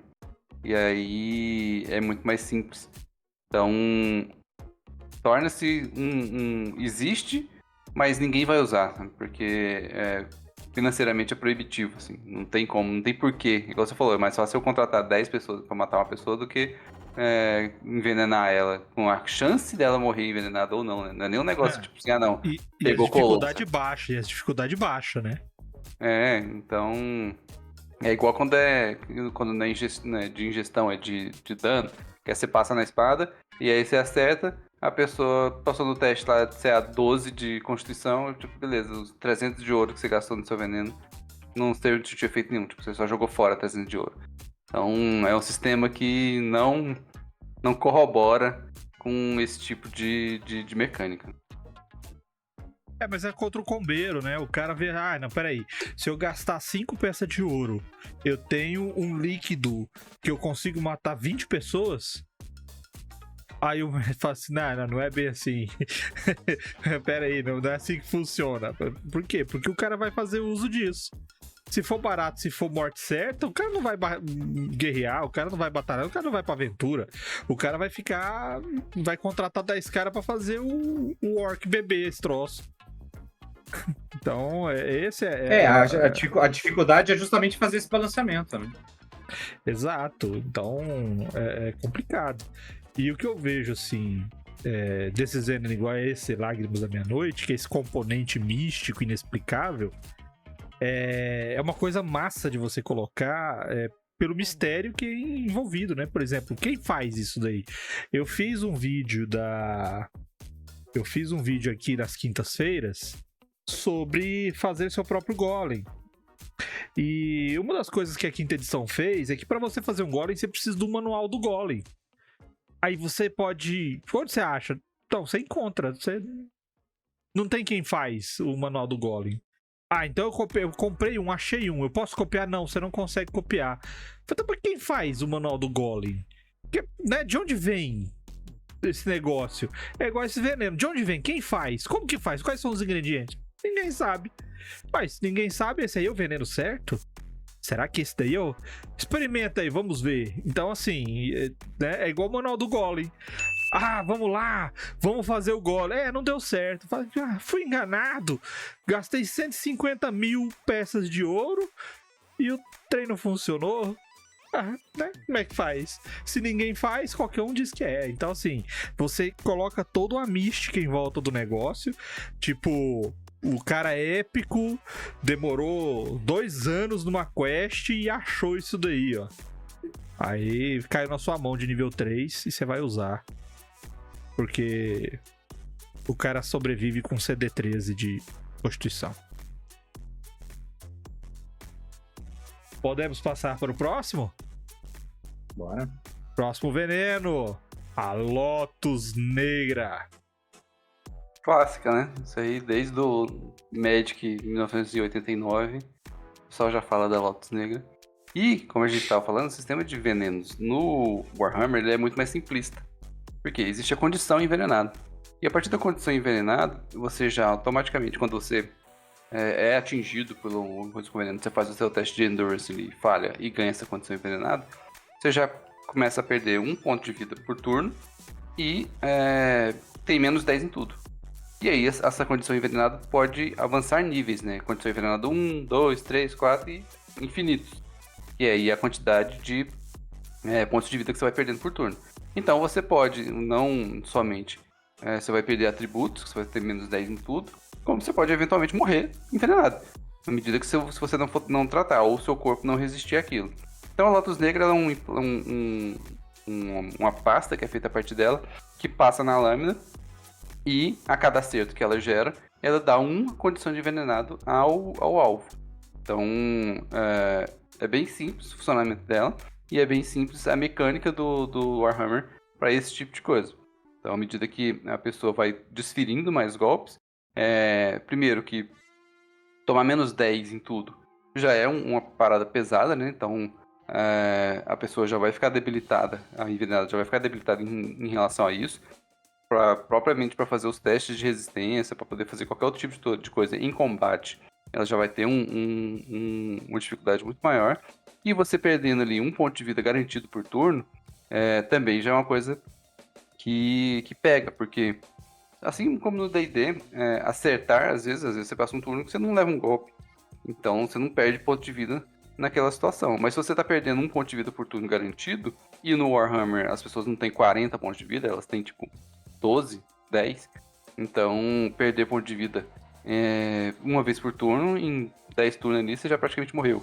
E se você chega a 0 pontos de vida ainda envenenado, você tem direito de fazer os testes de resistência uma vez por turno, na quantidade de turnos igual ao seu modificador de toughness, né? Que é a resistência ali. Então a pessoa tem lá 50 de toughness, ela tem 5 turnos para fazer o teste.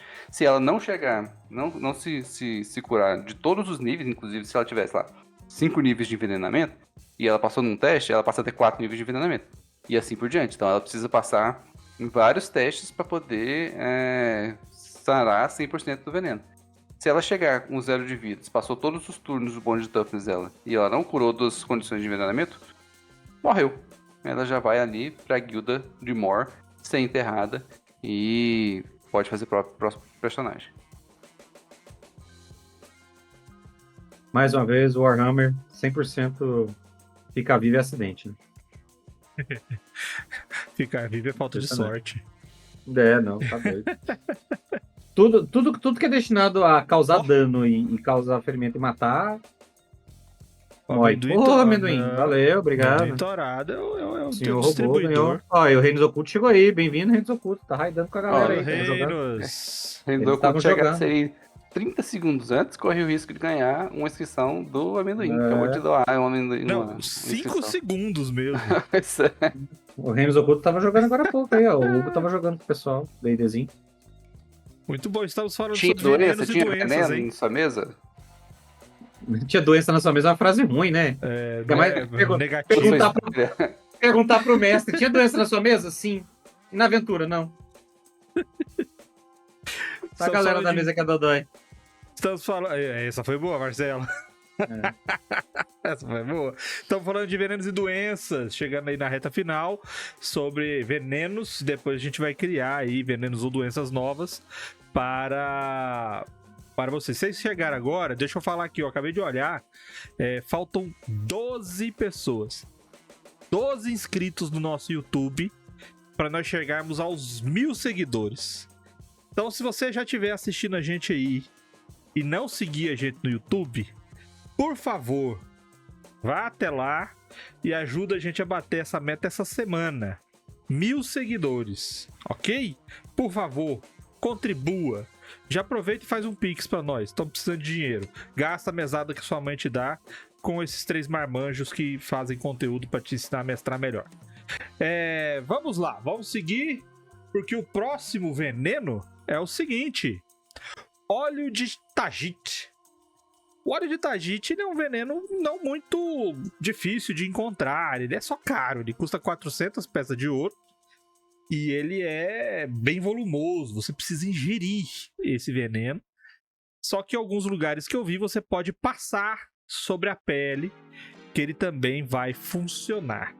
Qual que é o lance dele? O lance dele é que ele não é um veneno fatal, mas ele tem um efeito muito drástico, por assim dizer. Porque quando ele age como um sonífero poderoso. E ele age instantaneamente. Então, se você conseguiu inocular numa pessoa, ela vai fazer o teste de CD3 de Constituição. E se ela não passar, é sono na certa. 24 horas de naninha. Ele não vai prejudicar a pessoa, ele não vai causar dano na pessoa, ela não vai sentir mal-estar nem nada. Mas ela vai dormir.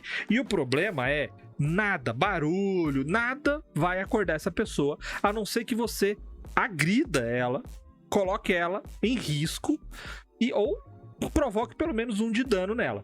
Aí ela vai despertar. Então, se ela estiver em pé e cair, pode ser que ela acorde com um tombo, tá? Então você fica esperto se você quiser fazer aí a sua... Eu tô vendo aqui o Marcelo no chat vermelho criou o canabidiol do D&D. Não, isso aqui já é do D&D, tá? Então, assim, eles que criaram. Então, assim, se você for usar, você tem que preocupar com isso. Por quê? Porque, cara, isso daí pra espião, pra bandidinho, é o que há, tá? É o veneno da hora. E o que eu fiz foi dar aquela extrapolada que só eu... mentira, que um monte de gente gosta, que é daquela extrapolada. Se você pega um alquimista ou um boticário que compre esse remédio, ele consegue partir esses 200 ml, 100 ml em 10 partes diferentes, e esse 1/10 de veneno filtrado, diluído e trabalhado pode funcionar como um sonífero, pode funcionar como um remédio, por exemplo. Você pode forçar a situação para ter um descanso longo em uma situação em que não seria permitido porque é perigoso, é desconfortável, etc, etc.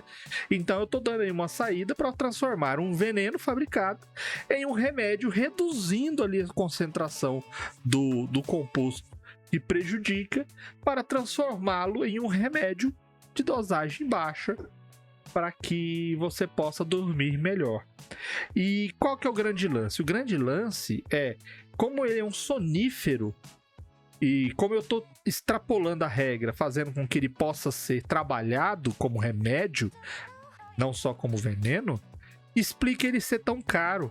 Porque ele pode ser buscado por aquelas pessoas que têm muita grana, como se fosse aí um entorpecentezinho, como se fosse aquela esposa americana da década de 80, início da década de 90, que tá se viciando em remédios para dormir. Por quê? Porque é bacana, eu não preciso fazer uma vida de saúde, esportes e boa alimentação. Eu posso fazer todas as minhas estripulias e depois tomar um remedinho que eu vou apagar na cama e ficar de boa. Quem sabe aí você tá trabalhando até com um tipo de entorpecente pro seu cenário e é na verdade um veneno / remédio que você pode estar inserindo aí na sua história. Voltando ao ditado que o Marcelo falou no início da transmissão, que a diferença entre o remédio e o veneno é só a dose, né?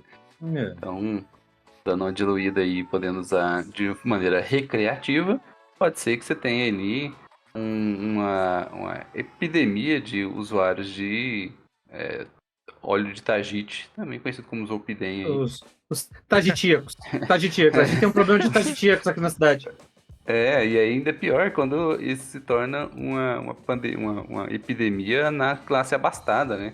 Que assim, além de tudo, você ainda tem que encobrir, né? Você não pode mostrar que não, só os ricos, é uma doença, é um problema só dos ricos, assim, porque só eles têm grana pra poder gastar com isso. E aí eles vão bater na galera lá do gueto e fica usando, tomando cachaça, essas coisas, enquanto os riquinhos estão lá enchendo o nariz de óleo de Tajite e ninguém faz nada, né? Galera vai aplicar um óleozinho de Tajite pra tirar um cochilinho naquele sábado da tarde, mas aí já tá resistente, aí aplica óleo de Tajite demais e morre. Tem que tomar duplicado, ou então acorda e ninguém não acorda mais durante 24 horas. Não acorda, e aí as pessoas ficam com medo, e aí a pessoa tem acidente porque ele tava dormindo. Tá vendo? Você sempre pode pegar um negócio que o jogo falou pra ser uma coisa tranquila e de repente fazer todo um plot em volta disso. Toma um Tajite e vai manipular maquinário pesado. Isso! Toma um Tajite e vai fazer magia. Sempre bom. Amendoim torado, colocando aqui, falando de uso recreativo, golfinhos gostam de usar baiacu pra ficar doidão. Cada vez você gostaria de achar pra ficar usando. Cara, diz que elefante come a frutinha da amarula também pra dar barato. Né? Sim, exato. Tem aquela erva de gato também que fica louco com ela, que fica se enrolando em volta daquilo lá. Isso é bizarro, na moral. O filho da puta fica louco em volta daquilo, depois ele dá uma apagada. Sim, fudida. Ele trava, né? Ele meio que trava. Ele dá uma deitadona, tipo, nossa, agora eu vou dormir muito, assim. Cada animal com sua droguinha aí. É bom quando você tá de saco cheio do gato falando, vamos brincar com a bolinha cheia de catnip aqui, ó. Apaga, pronto, agora todo mundo dorme. Tô só dando uma olhada na parada aqui. Dando um Dramin Kids pro gato. Só isso aí. Não, é só uma confirmação. Beleza, bom, esses aqui foram os venenos, e agora a gente vai chegar na parte final mesmo do Papo de Mestre, que é quando a gente vai falar de pestilência venenosa, que vão ser venenos ou doenças criadas por nós, para que você possa usar aí na sua campanha como inspiração para plot de aventura ou para a sua campanha no geral, para o seu cenário, tá? E a primeira delas, que ia pro antigo Papo de Mestre 43, que nós caímos a transmissão antes de chegar nessa parte, e Marcelo resgatou isso daí pra nós, que é a cólera púrpura. A cólera púrpura é, novamente, aquela trapacinha tradicional. Eu não criei para isso, porque a cólera púrpura, para quem não se lembra, era um dos principais elementos do verde ou púrpura da nossa campanha. O púrpura do verde ou púrpura do nome era a cólera púrpura. Então, a cólera púrpura é um veneno, né, pensado para o D&D. É um veneno de ingestão, você tem que tomar o líquido. E é um veneno extremamente difícil de resistir. A CD para resistir ao efeito primário dele é 22, ou seja, bastante elevado. Porque ele é um veneno extremamente difícil de se produzir. Ele exige um grande conhecimento alquímico, ingredientes raros, ingredientes caros. Tanto é que na campanha a gente fez, era uma quantidade que era produzida, basicamente a primeira alquimista, um dos primeiros alquimistas do cenário, foi quem criou essa substância. E a cólera púrpura, na verdade, ela é obtida em 3 etapas, a partir da reunião de 3 venenos que funcionam individualmente. Então, os 3 ingredientes são venenos que podem ser aplicados individualmente e que misturados criam a cólera púrpura. Então, o primeiro é um extrato de zigon, e o zigon é um fungo que existe no universo, no lore do D&D, salvo engano, desde o D&D. Sim. É um fungo do subsolo, né? E eu acho que ele existe na vida real, inclusive um dos venenos é óleo de zigon. Ele é inspirado, né, na vida real, porque aqueles fungos que são os mesmos fungos que inspiraram os fungos de The Last of Us. Ou seja, a ideia dele é de que ele tem esporos que contaminam o hospedeiro e meio que assumem o controle do corpo do hospedeiro.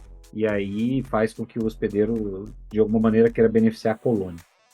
Então, o extrato de zigon, que é um dos ingredientes, que é um cogumelo, né? O zigon é um cogumelo branco extremamente poderoso, de modo que o único jeito seguro de você utilizá-lo é terrível, porque, na verdade, o que você faz é contaminar um ser humano com aquilo, ou um humanoide com aquilo, e depois que aquele humanoide está completamente controlado pelo fungo, você extrai o líquido espinhal dele.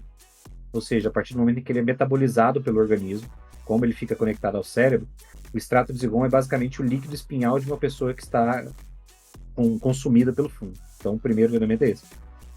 E aí ele tem a função de reduzir o autocontrole da pessoa. Ele deixa a pessoa mais suscetível a outras coisas, que é o que o fungo faz. Aí o segundo ingrediente é um preparado de Timask. Timask também é um negócio do lore do D&D, é um cogumelo azul, tem efeitos alucinógenos. Então ele é conhecido por causar uma situação de docilidade e confusão em quem aspira os esporos dele. E isso faz a pessoa ficar mais suscetível a sugestões. Então o preparado é feito a partir dos esporos secos do cogumelo. É um veneno conhecido da maioria das populações que vivem no Underdark, lá no subterrâneo. E é muitas vezes utilizado para lidar com os escravos de espírito mais revoltoso, justamente porque ele induz esse grau de docilidade. Então, mecanicamente, quem ingere ele tem desvantagem, esse preparado tem desvantagem para resistir a qualquer efeito de controle mental. E qualquer pessoa que faça perícias sociais, como intimidação ou persuasão, tem vantagens contra essa pessoa. E o último ingrediente, e por isso a cólera púrpura é tecnicamente um veneno mágico, é sangue de demônio. Por quê? Porque aí eu puxei uma doença do Book of Vile Darkness, né, Luiz? Do 3.5, né? O Book of Vile Darkness, ele tem uma doença chamada raiva purulenta, que é uma doença que basicamente vai deixando a pessoa vai ficando cada vez mais furiosa e ela vai ficando mais forte, mas isso vai consumindo ela. Então ela causa um efeito parecido com uma fúria bárbara na pessoa. E aí a ideia aqui é que você tem um tipo específico de demônio, chamado Ashman, Aeshma, que escreve, que é um demônio associado à raiva, pecado, vamos dizer assim, né? O que ele induz as pessoas a esse. E que faz aqueles barulhinhos chiados pra você dormir. Isso, dá aquele probleminha.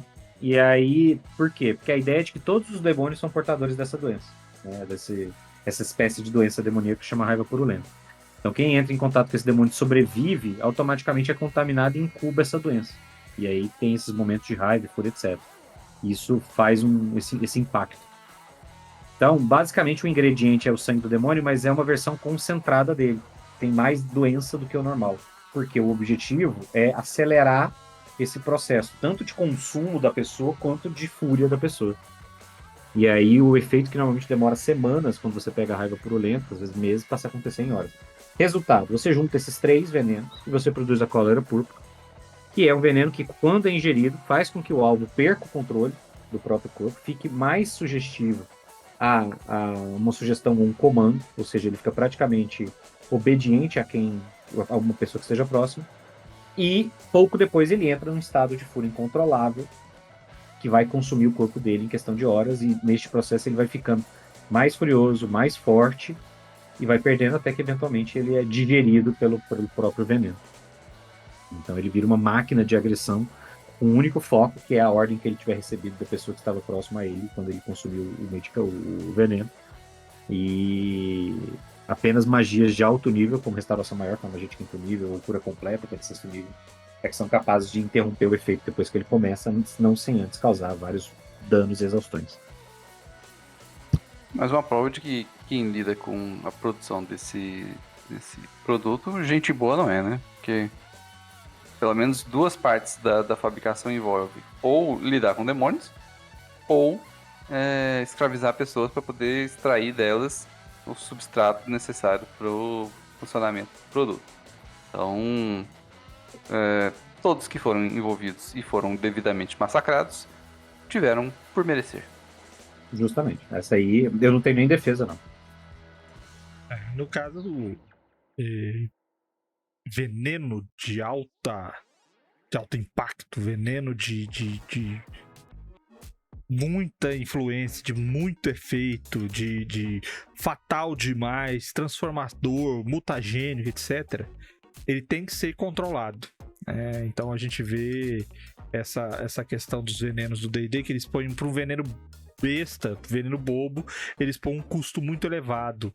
Eles não explicam como é que faz, eles não têm uma regrinha de faça você mesmo e tudo mais, que é exatamente para restringir e não deixar aquele seu personagem combeiro de repente parar de ir nas aventuras, porque ele não vai enfrentar o inimigo, ele não vai enfrentar a criatura, ele vai só usar veneno à distância e deixar a coisa que tá lá sozinha, ele vai contar todo mundo já desfalecido e tudo mais. Então eu gosto de venenos com efeito potente. No Eras, mesmo os venenos mais bestas, mais bobinhos que tem, ele tem um efeito imediato. Ele pode ter um efeito imediato, ou ele pode ter um efeito a longo prazo que não importa a sua resistência física. Ele vai acontecer. Então, a quase totalidade dos venenos, alguma coisa ele vai fazer no seu organismo. Por mais que ele te dê uma indigestão, ele vai ter alguma coisa. Aí ele tem um efeito já inicial, se você quiser, que é aquele efeito imediato, e um efeito secundário que pode ser na sequência, no decorrer. Ele pode progredir ou não, ele pode simplesmente causar um efeito menor ou maior. Então, cada um tem sua peculiaridade. Mas o interessante existem venenos que são fatais. Existem venenos que são imediatistas, tipo, vai tomar um copão de água cheio de sal. Metade do copo da água é de sal. Você mistura e engole. Cara, não tem o que ver. Você pode ter a maior resistência do mundo. A água com sal vai entrar no seu estômago e vai voltar. Então, é biológico. É biológico. Então tem que ter esse tipo de veneno. Tem que ter esses venenos que, é CD 22 pra passar, cara. 22? Uma pessoa normal tem constituição mais 0. Ela não passa. É isso? A ideia é essa. Ela não passa. Um cara que tem constituição mais 5, ele tem que ter um 17 no dado. Caramba. Então, assim, é muito? Não, cara, existe. Tem coisas assim no mundo. Então, eu acredito que esse tipo de situação, por mais que você tenha que controlar, é interessante você colocar, é interessante você dar uma pista às vezes para um jogador ou para um personagem, para que ele perceba que o cenário tem coisas que podem ser incontroláveis. O balanceamento aqui é derivado da dificuldade de criação.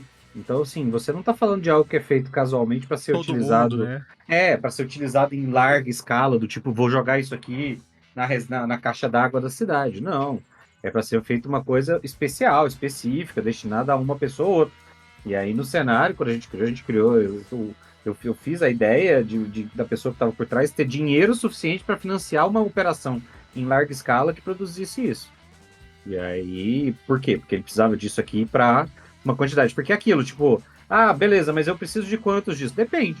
Se eu conseguir botar isso injetar isso aqui num bárbaro, se eu conseguir injetar isso aqui no campeão da cidade lá, o melhor guerreiro da cidade, quantas pessoas ele vai matar no processo? Entende? Então é um pouco isso que você. É mais ou menos o que você precisa para fazer isso. Então, essa é mais ou menos a ideia. É que você precisa. É algo que é extremamente difícil de existir, porque é algo extremamente. É um preparado extremamente poderoso. E que faz muito impacto na sua aventura. Você tem que tomar cuidado com isso também. Sim. Não é pra ser uma coisa. Até que isso aqui é uma coisa que aparece no último episódio, na última sessão. Não é uma coisa que foi pensada para aparecer anteriormente, para estar disponível, etc. Nada do tipo. Exatamente. Agora nós vamos para o último veneno da noite. A última ideia errada para você usar na sua mesa. Raízes de Zahir. Raízes de Zahir é uma doença mágica. Só que ela funciona como se fosse um veneno. Porque ela é uma doença provocada, ela é uma doença criada, ela é uma doença que serve como armadilha, que ela serve como uma punição. Ela funciona basicamente alterando e transformando o organismo da sua vítima. Então imagina o seguinte, existe uma floresta densa e fechada em um certo local e dizem as lendas que druidas de antigos círculos viviam por lá. Hoje ela é dominada por fantasmas e espíritos de antigos seres poderosos que ali habitavam. E ali poucos ousam ir até lá. Alguns elfos se atrevem. Alguns humanos caçadores conseguem se movimentar pela região, evitando as áreas mais perigosas. Mas com certeza muitas outras criaturas nem beiram, porque os espíritos dos druidas estão lá. E é nesse interim, nessa circunstância em que uma cidade aparece uma pessoa transformada por essa doença, pela maldição das raízes de Zahir. Para a pessoa sofrer com isso daí, ela tem que ser inoculada nela através de ferimento. Então uma perfuração, um rasgo na pele é o suficiente. E para você se preparar para fazer isso daí, você tem que ter algum tipo de ligação com a natureza e conjuração de pelo menos 5º nível, tá? Você precisa ter. Druidas conseguem, alguns clérigos conseguem e dificilmente algum tipo de mago conseguiria, só se você for bem bonzinho para deixar. Ele vai ter que juntar muitas ervas, vai ter que juntar muitos produtos de botânica, né, de ervas e temperos e adubos e tudo mais, onde ele vai juntar isso num processo que durará dias, preparando a terra para que os efeitos mágicos das magias aplicadas, mais os preparativos que ele fez, criem através de uma semente genérica, uma planta específica que demora 1 ano para crescer. E é os espinhos dessa planta que transmitem essa doença. Então você pode arrancar os espinhos e futricar as pessoas, ou as pessoas passarem pelos espinhos e terem que fazer a resistência ao efeito dessa doença. Então, como é que ela funciona?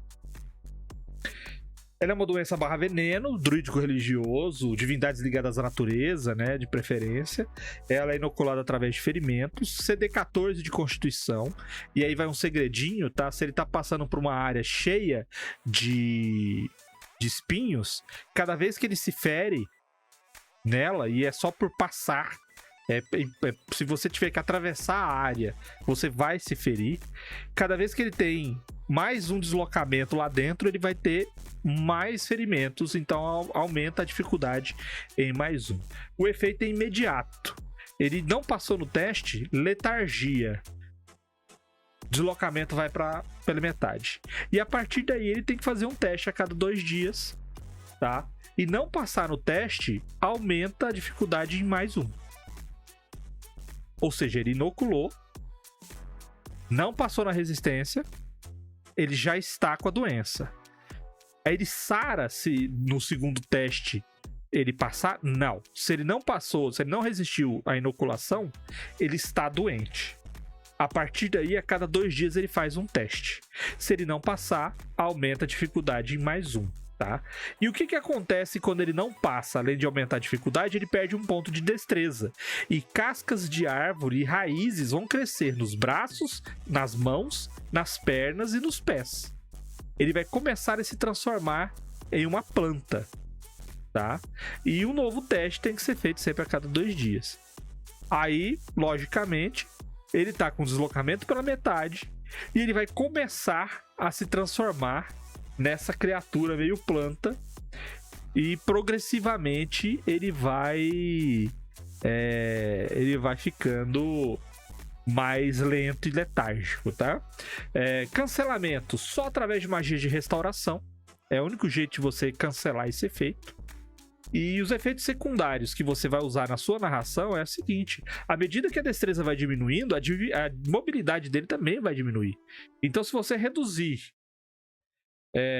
primeiro, quando ele pegou a doença, o deslocamento dele pela metade, quando ele chegar a ter destreza 6, ele vai ter de novo o deslocamento dele reduzido pela metade. E ele vai ficar impossibilitado de usar armaduras, equipamentos, armas, porque ele não tem condição mais de segurar, ele não tem condição mais de vestir, ele provavelmente nem vai usar mais roupas, porque ele não vai conseguir vesti-las. Automaticamente, essa carapaça de madeira, ela vai fazer com que ele tenha um ganho de defesa de mais 4. Só que, quando a destreza dele chegar a 0, ele vai enraizar. E aí ele vai morrer de fome nos próximos dias.